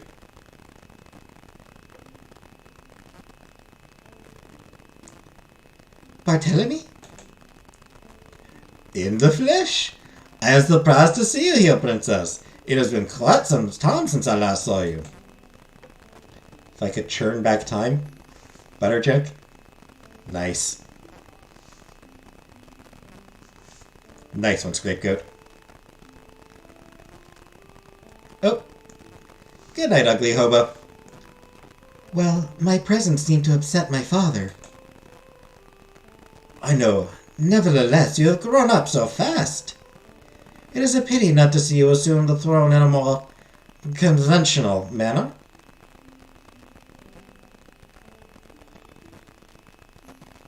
Yeah, hope to see you soon, ugly hobo. A hint of sadness appeared on the old man's face. You who know so many things, were you present during my baptism? It is said a fairy was there. Well, I am astounded that you have heard of this story. To be honest, as your mother's right hand at the time, I was invited as a guest of honor. Unfortunately, I fell sick after getting back drenched from an important journey a few days prior, to the extent that I was far too ill to attend the festivities. The princess looked so disappointed that she could not hide it. However, if you really want to know more, I would advise you to find Jean, one of the laundry women. Jean? Jean, probably. She is a discreet woman whom nobody notices, but she knows when and where to listen. She is aware of almost everything happening in the castle. She must have an acquaintance who can inform you. I will ask her. Thank you for telling me. It is always a pleasure, Princess. Take care of yourself. The two young women left the council room unsatisfied. You told me you were directed to this man by the servants, but he knew nothing. Unfortunately, those are the hazards of investigation, Princess. Finding the right person can take some time. Admittedly, but time is going by and I cannot afford to wander through the castle in this pivotal moment. I know. I hope we will have better luck with Jean.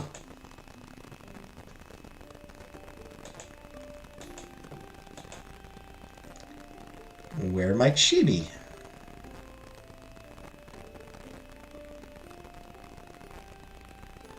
Hallway? Hey, there she is, probably. Around a corner, Nahima caught a glimpse of a woman lifting huge baskets of laundry by herself. She stopped walking right away.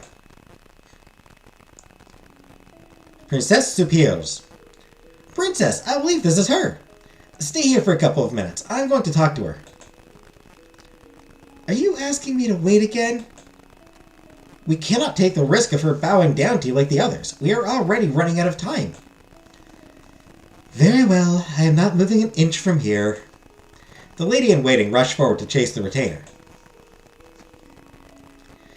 Excuse me, are you Jean? Aye, that's me. I have heard a rumor, according to which a fairy was present during the princess' baptism, and I was told you could tell me more about it. Damn, I did hear talk. Damn, I did hear talk of a fairy story. The woman suddenly seemed to change her mind. I'm not being tricked or something like that, yes? What are you afraid of? She pranced about with an awkward look. The thing is, my colleague Clotilde isn't around today, and I don't know why at all. She must have met a boy and ran away with him. But she could come back too. Damn, I hope she'll come back. I'm damn worried about her. Get straight to the point. Since I don't know if Clotilde's gonna come back or not, I'm replacing her so that no one finds out she's vanished. But that's way too much for work for me alone. If you could help big old me to light the candles tonight, I'd go faster. It'd be bad to mess the job up. I promise to help you. That's brave of you. Thanks, gal. I'll do what I say. I'm gonna bring you to Old Victoire. After making a reassuring gesture aimed at Kiana, Nahima followed the laundry woman to the castle's inner garden.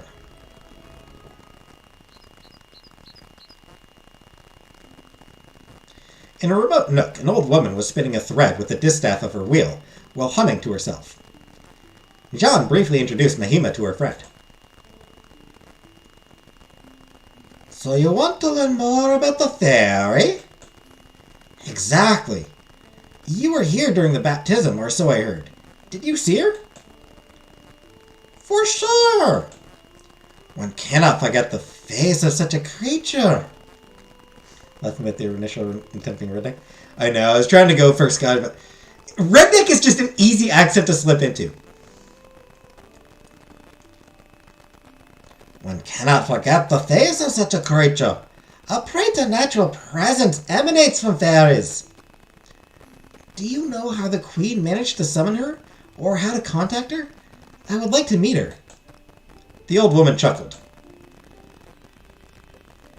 That is a rather presumptuous wish, but so be it. I remember it perfectly since I was in the front seats. The Queen had let me sit there as a reward for years of good and faithful service. I saw the fairy hand over a silver whistle to her. She was close enough for me to hear the words. Use this to summon me, she said. Really? Nahima was taken aback. So there was a way to call the fairy. Impatient, she pressed Victoire for more information. Do you know what happened to the whistle? I do not know for sure, but I think it was put away with the Queen's belongings. Nobody must have touched it since her death, so it should still be in the disused wing of the castle, in one of the cabinets. I gather you cannot be more precise than that. Damn is an easy way to make something. It is, kinda. Damn!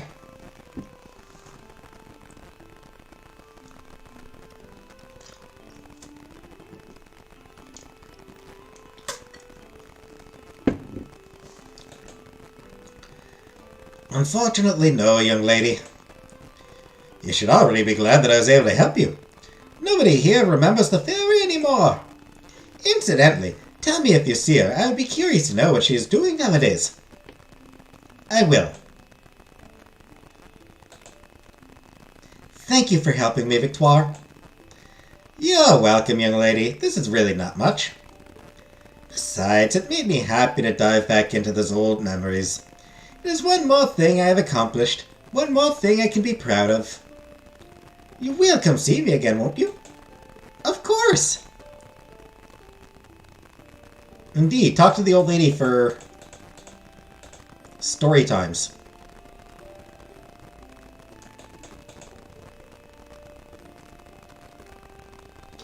Stories of the olden days.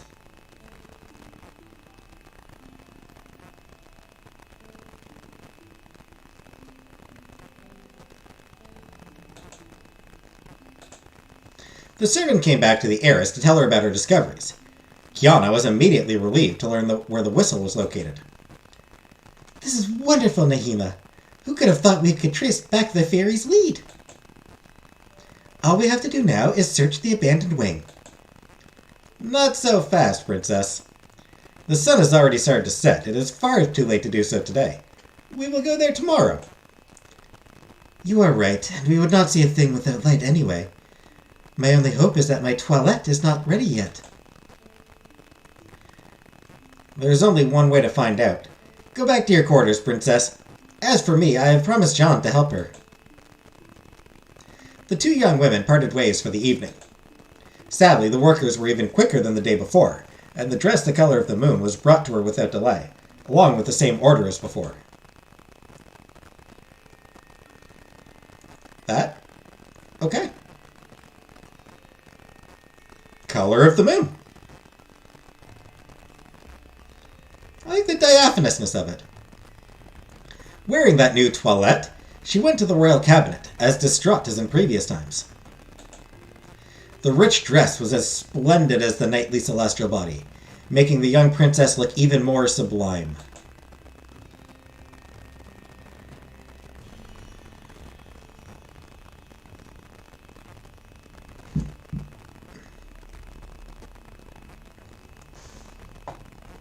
Also, I like the little stars around on here.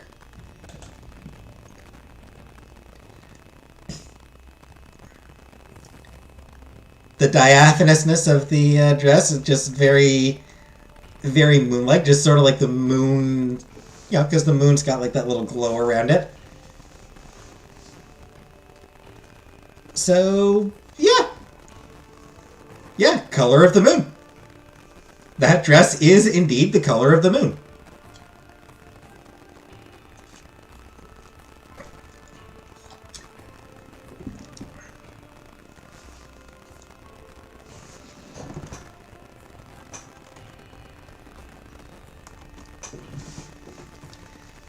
Like it a lot?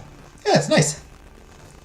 In her confusion, she then asked for a dress as bright as the sun, and the king accepted, as she swore she would have enough dresses until the wedding. And so, the little game continued.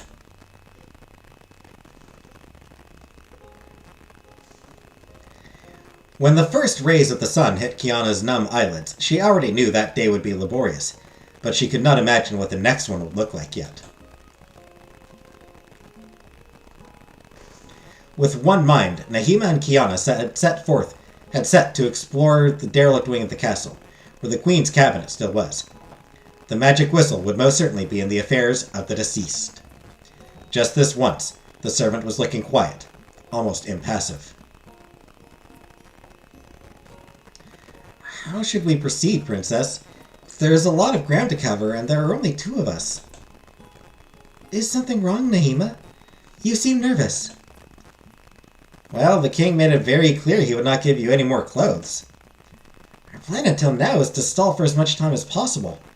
I'm afraid we no longer have room to maneuver. If we do not find that whistle today, we will have failed. Do not worry about me. We will find a solution, right? It does not sound like you to be pessimistic, Nahima. The lady-in-waiting nervously rubbed her ear, blushing. You are right, Princess. It is my duty to always keep your morale up. I cannot lose heart now. Much better. Operation Whistle, begin. Kiana and Nahima entered the first dusty room.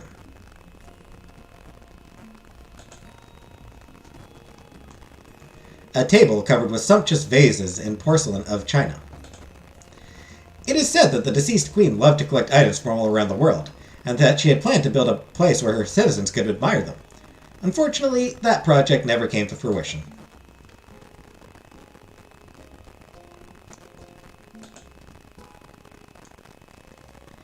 An ebony statue depicting a woman, symbol of fecundity. Probably a souvenir the queen kept of Africa, which she had wanted to visit.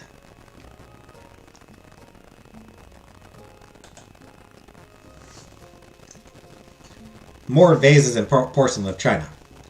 The queen's personal collection must be worth a fortune. A good thing to know should the country have financial trouble.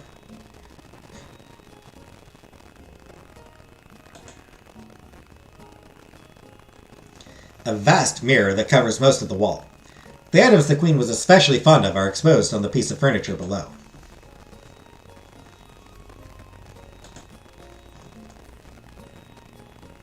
An old yet magnificent gilded clock. Its hands do not move. It is almost as if the flow of time itself has been frozen since the tragedy. Poetic.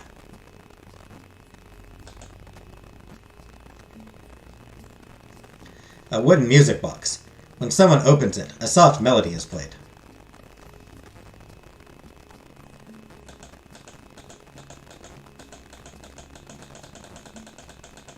So it looks like this room's got nothing.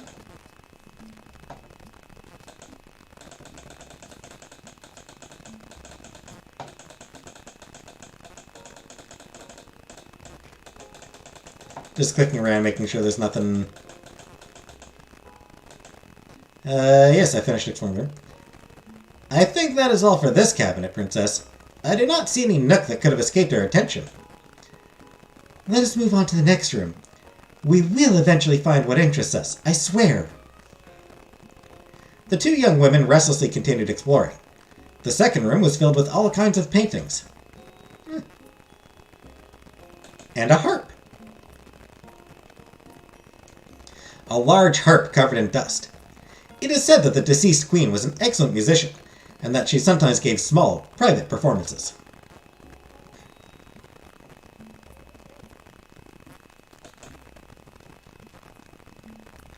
A couch accompanied by goose feather cushions. It appears to still be in good condition, and it looks especially comfortable. We'll give it a try.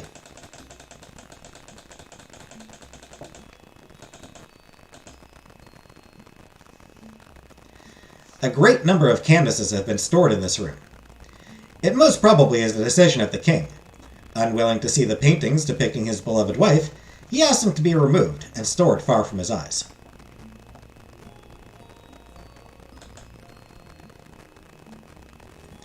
While admiring the canvas representing her baptism, Kiana could not help but feel a twinge of sorrow. All the guests looked so happy.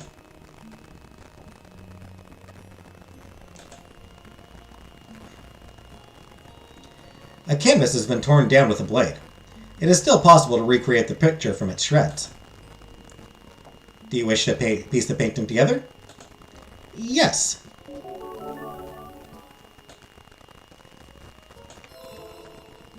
Oh, jeez.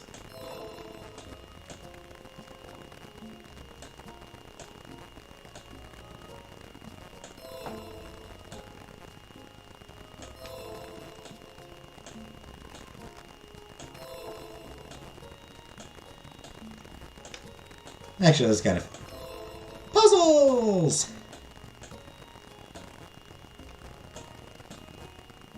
Where are the other two corners? Oh, there's one.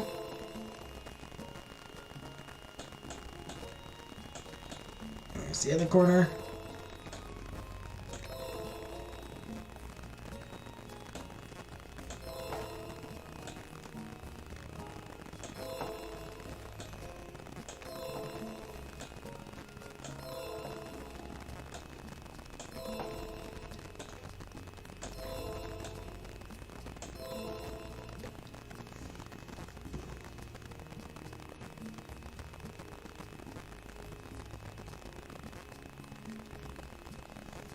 Yeah, she told me that she went to the hospital, Rebecca.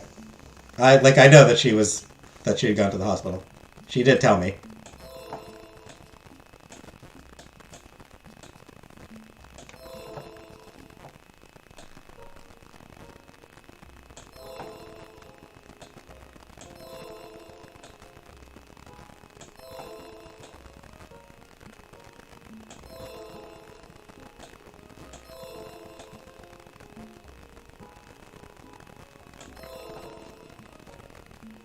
Once the work had been completed, the princess could finally uncover the mysterious torn canvas.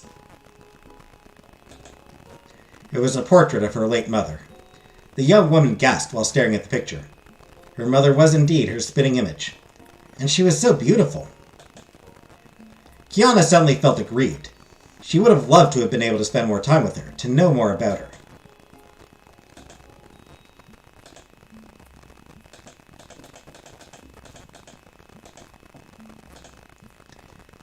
There is nothing else catching my attention, Princess. I hope our research will be more fruitful in the next cabinet. I hope so too, Nahima. Time is running dangerously out.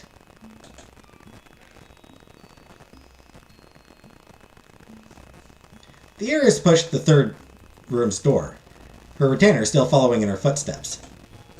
The scenery in front of them was not that different from the previous attempts. Even so, hope had not left them yet. A tiny spark was still shining in their hearts. A gigantic tapestry is hanging on a wall. The picture symbolizes the queen guiding her people. And the donkey represents that ass.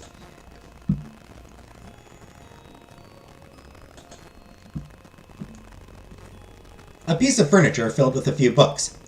There is no doubt that the queen must have only taken the books she liked or read the most.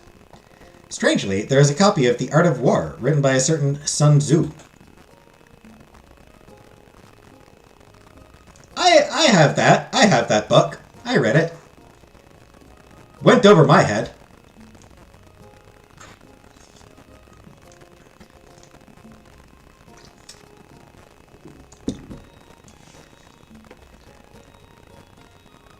Apologize for what? A huge chimney fills a good part of the room.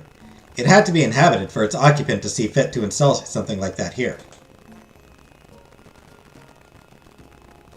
And I'm guessing this is what we're looking for. The Queen's working desk. Let us see what those drawers contain. Nahima pointed at the bottom of the drawer with excitation. Princess, could this be? There is only one way to find out. We have to use it. With a pounding heart, the heiress grasped the item and blew with all her might as she mentally prayed for the stratagem to work. That wasn't much of a blow.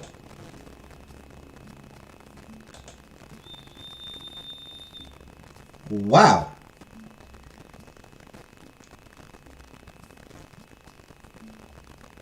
Either she sucks at the whistle or that whistle sucks. A heavy silence followed the sound of the whistle. Call for help achievement achieved.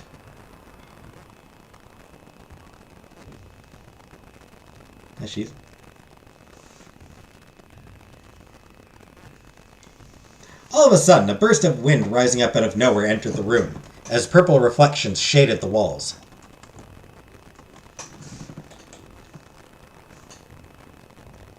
A gleaming orb appeared before the two stunned girls. As they were waiting, shivering, a powerful voice echoed through the cabinet.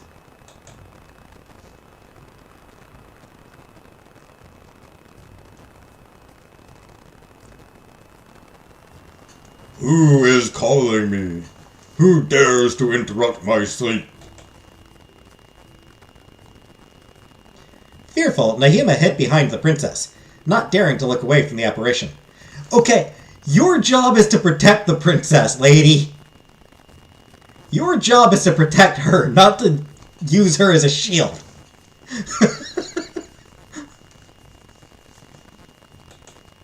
She had never seen a fairy before, and there was something awe-inspiring about the apparition. Kiana was not confident either, but she felt she had to speak. Godmother, I am Princess Kiana. I have heard that my mother had requested you to give me the fairy's blessing, and that I could ask for your assistance. Is this true?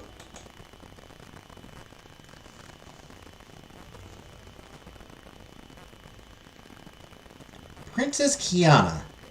That name does ring a bell. You were well informed. The whistle you used to contact me is the proof. I am indeed your godmother. I need to give her a cooler voice.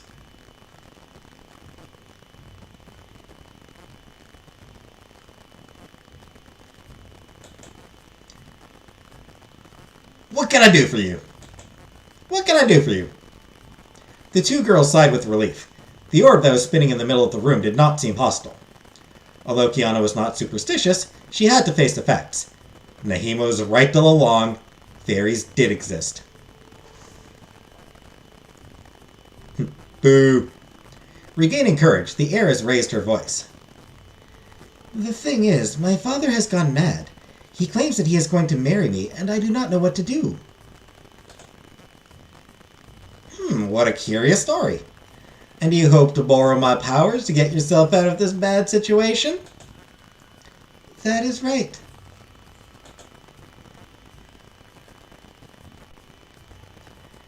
I suppose you are ignorant of how a relationship between a fairy and a human being works, but let me warn you, it will not be easy. To begin with, I can appear in your world to assist you, but it will require several hours.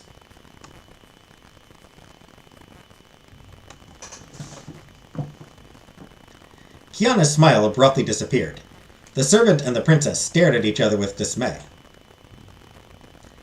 Several hours? But, Godmother, this is quite the urgent matter. I must meet my father shortly to confirm my wedding vows, and he swore he would execute me if I did not conform to his order. I am sorry, but I cannot do differently. You see, fairies come from a parallel world where time flows in a different way. Even if I hurry, I would not be able to materialize correctly in your world with a snap of my fingers. And you would not want me to appear with only a fragment of my powers, would you? If you really need me, you will have to wait. But once you get here, you will be able to help me, right? I will not lie. You have to observe some rules to get the right to borrow my powers. But if you abide by them, there is no reason why I should not be able to help you. The apparition's answer was not entirely satisfying, but Kiana hardly had a choice.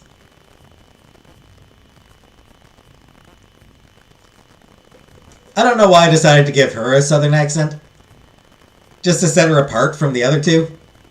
She needed a voice. She's going to be a major character. Spoiler alert, she's a major character.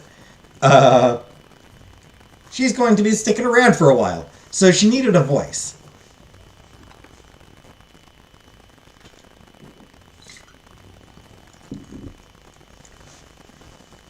And I'll be honest, I'm limited in my ability to do different voices.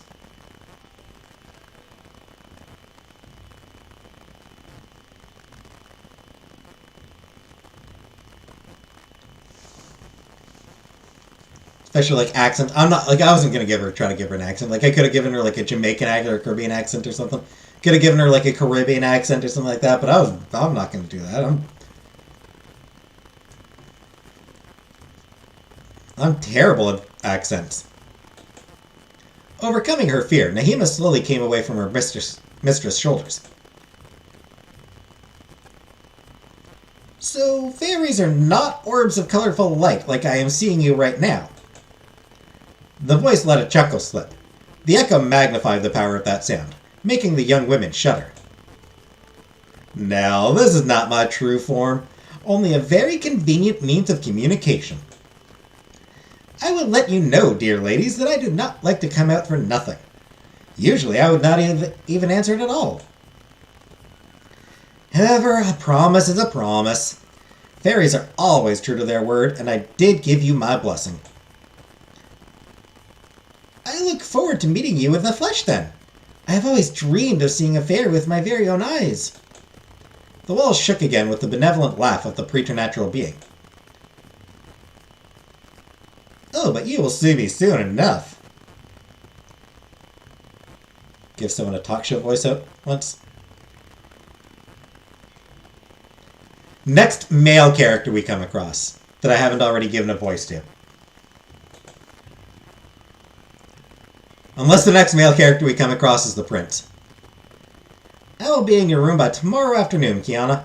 Until then, be patient.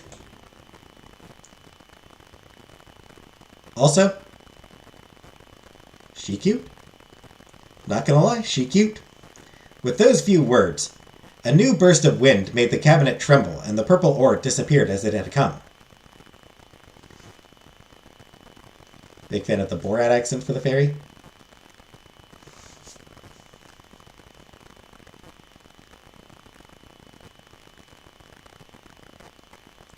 I don't even know how to do the Borat accent. I never watched Borat, so I don't even know how to do that voice.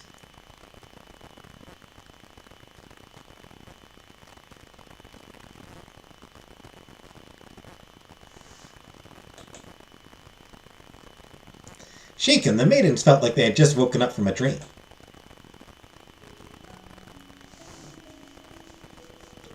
Silently, they headed for the princess's suite.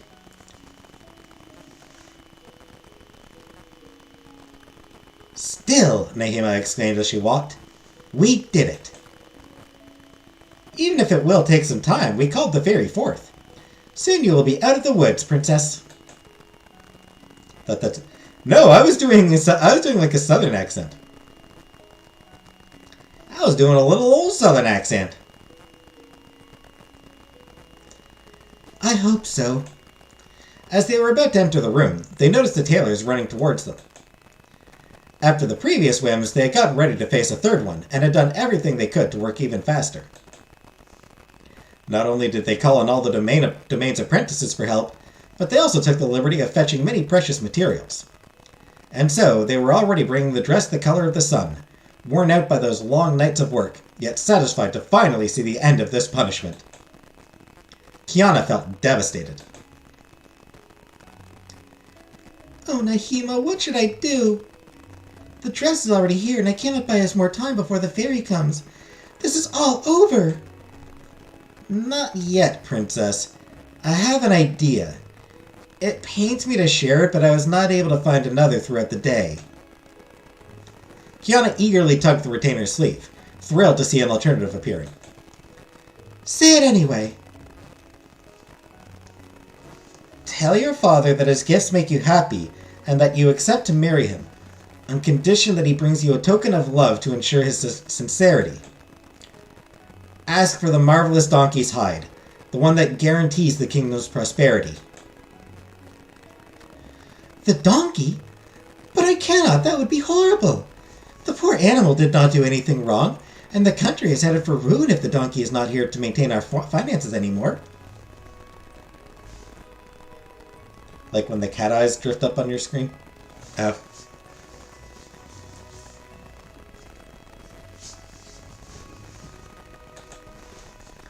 I know, princess.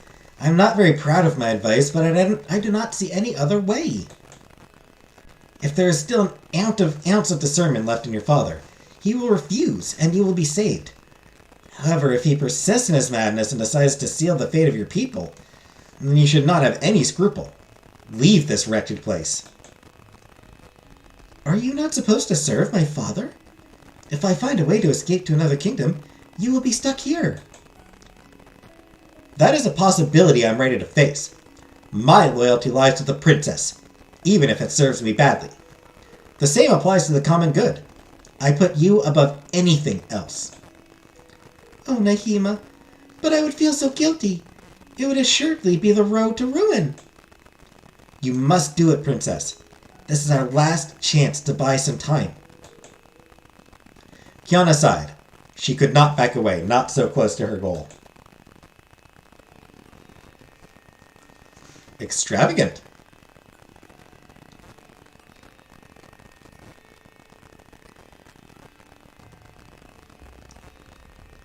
Though it makes her look weirdly ashen.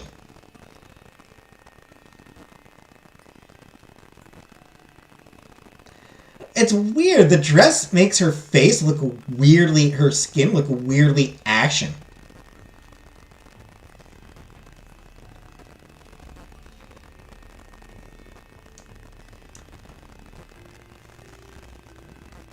Just a weird clash of the colors, I feel like.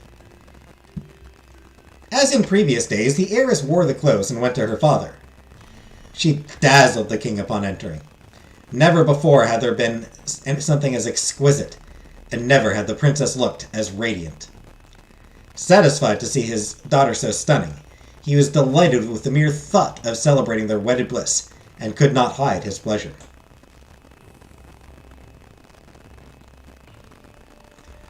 Are you content with your dresses? Yes, father, they are all so magnificent. Very good. Was that your last request, or do you have another wish before our wedding? Well, all those dresses are beautiful, and I am set to espouse you. However, I would like to make sure of your feelings towards me.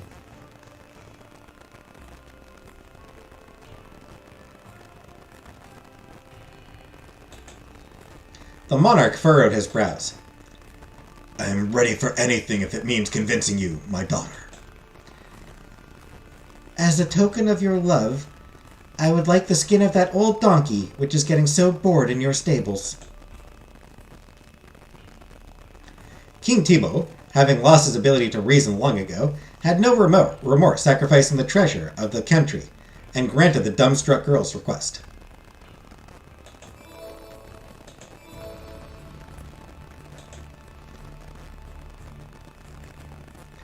When the king asks for his daughter's hand in marriage, she promptly goes to her godmother, who happens to be a fairy, in the hope of avoiding the wedding. The latter suggests that she only pretends to agree, in exchange for the most magnificent and luxurious outfit ever made, convinced that he would never be able to succeed. Yet the sovereign has no problem obtaining such a thing. Encouraged by her godmother, the princess then requests a series of magical dresses. One the color of weather, one the color of the moon, and the last the color of the sun. Vexed to see that the monarch still does not give up, the fairy decides to move things up a gear, and advise the young girl to demand the skin of the magical donkey. She is again persuaded that he will refuse, since the animal is the source of his wealth. He cannot reasonably get rid of it. Unfortunately, the king has no qualm putting it to death. The princess has to pretend to be inclined to marry him, while drawing up a plan to escape as far as possible. In the prose version, the godmother does not have a name. She is called the Lilac Fairy, and she genuinely loses her temper when her ploy keeps failing. It is incidentally quite strange that such a powerful creature could make so many mistakes.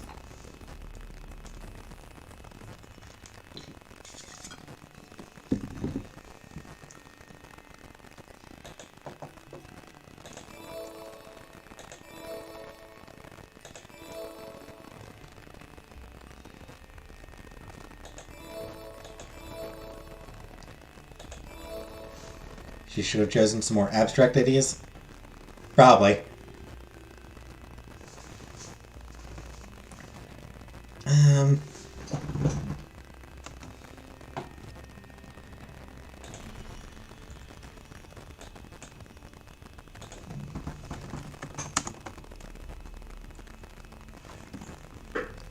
What was the,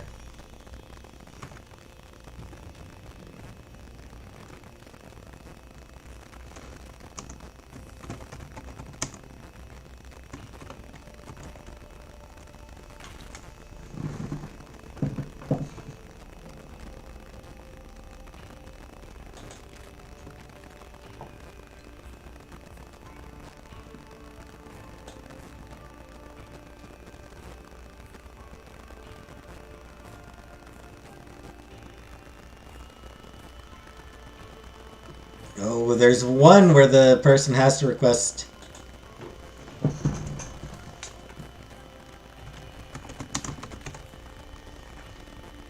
a bunch of different,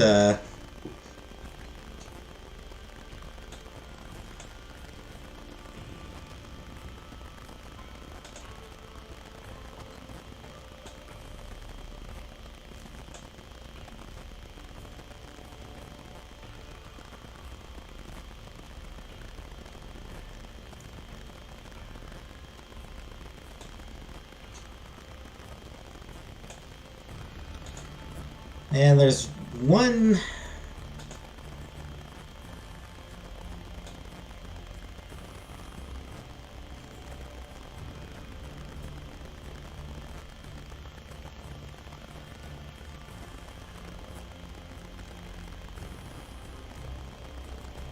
I know there's one that is sort of a,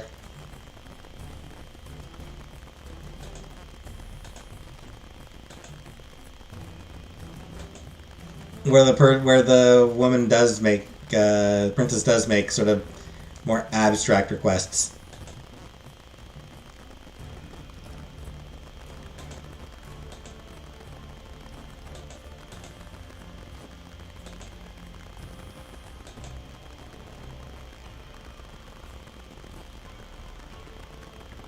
But damned if I can remember what the tale was or what the dresses were. But I know there is one where it is more abstract ideas.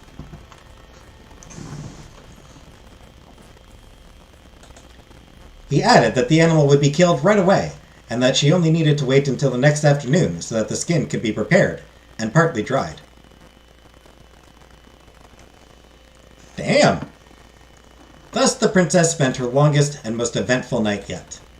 She kept waking up, drenched in sweat, imagining the dead animal at her feet, its entrails on her skin.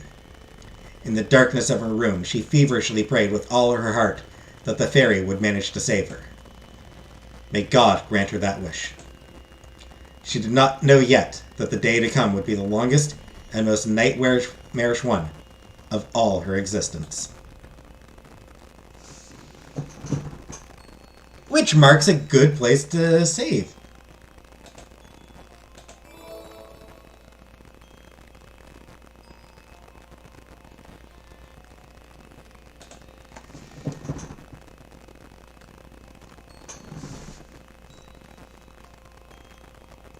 So that is a good place to end for this week. With the donkey being dead.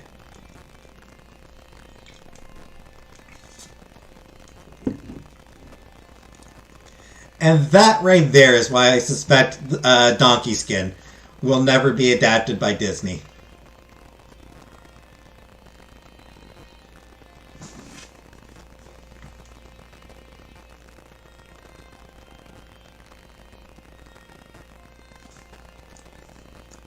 Nobody wants to see a donkey get killed. R.I.P. Donkey, indeed. R.I.P. to Magical Donkey. Our homie, Magical Donkey.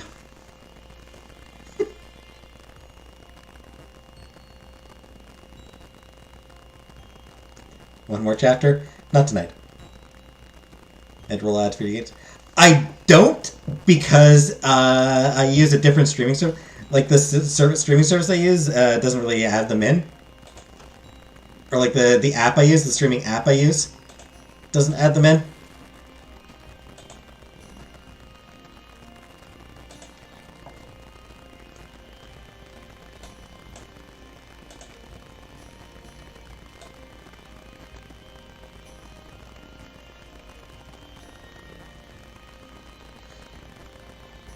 Because yeah, like I'm not using just on the YouTube itself. I'm using a separate app, Streamlabs. I use Streamlabs for this.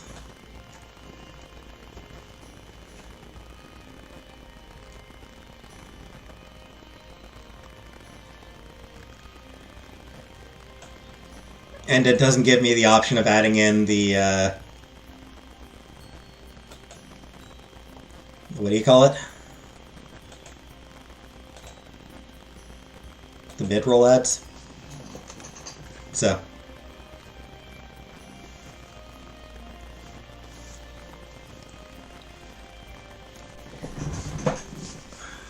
Alright, so next week, we try to escape. We run away from home. Next week, I suspect, we'll be running away.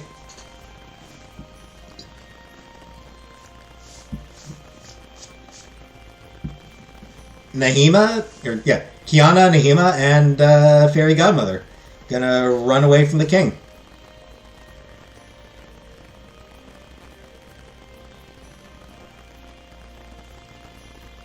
I mean, yeah, that's just how the story goes, is the princess runs away.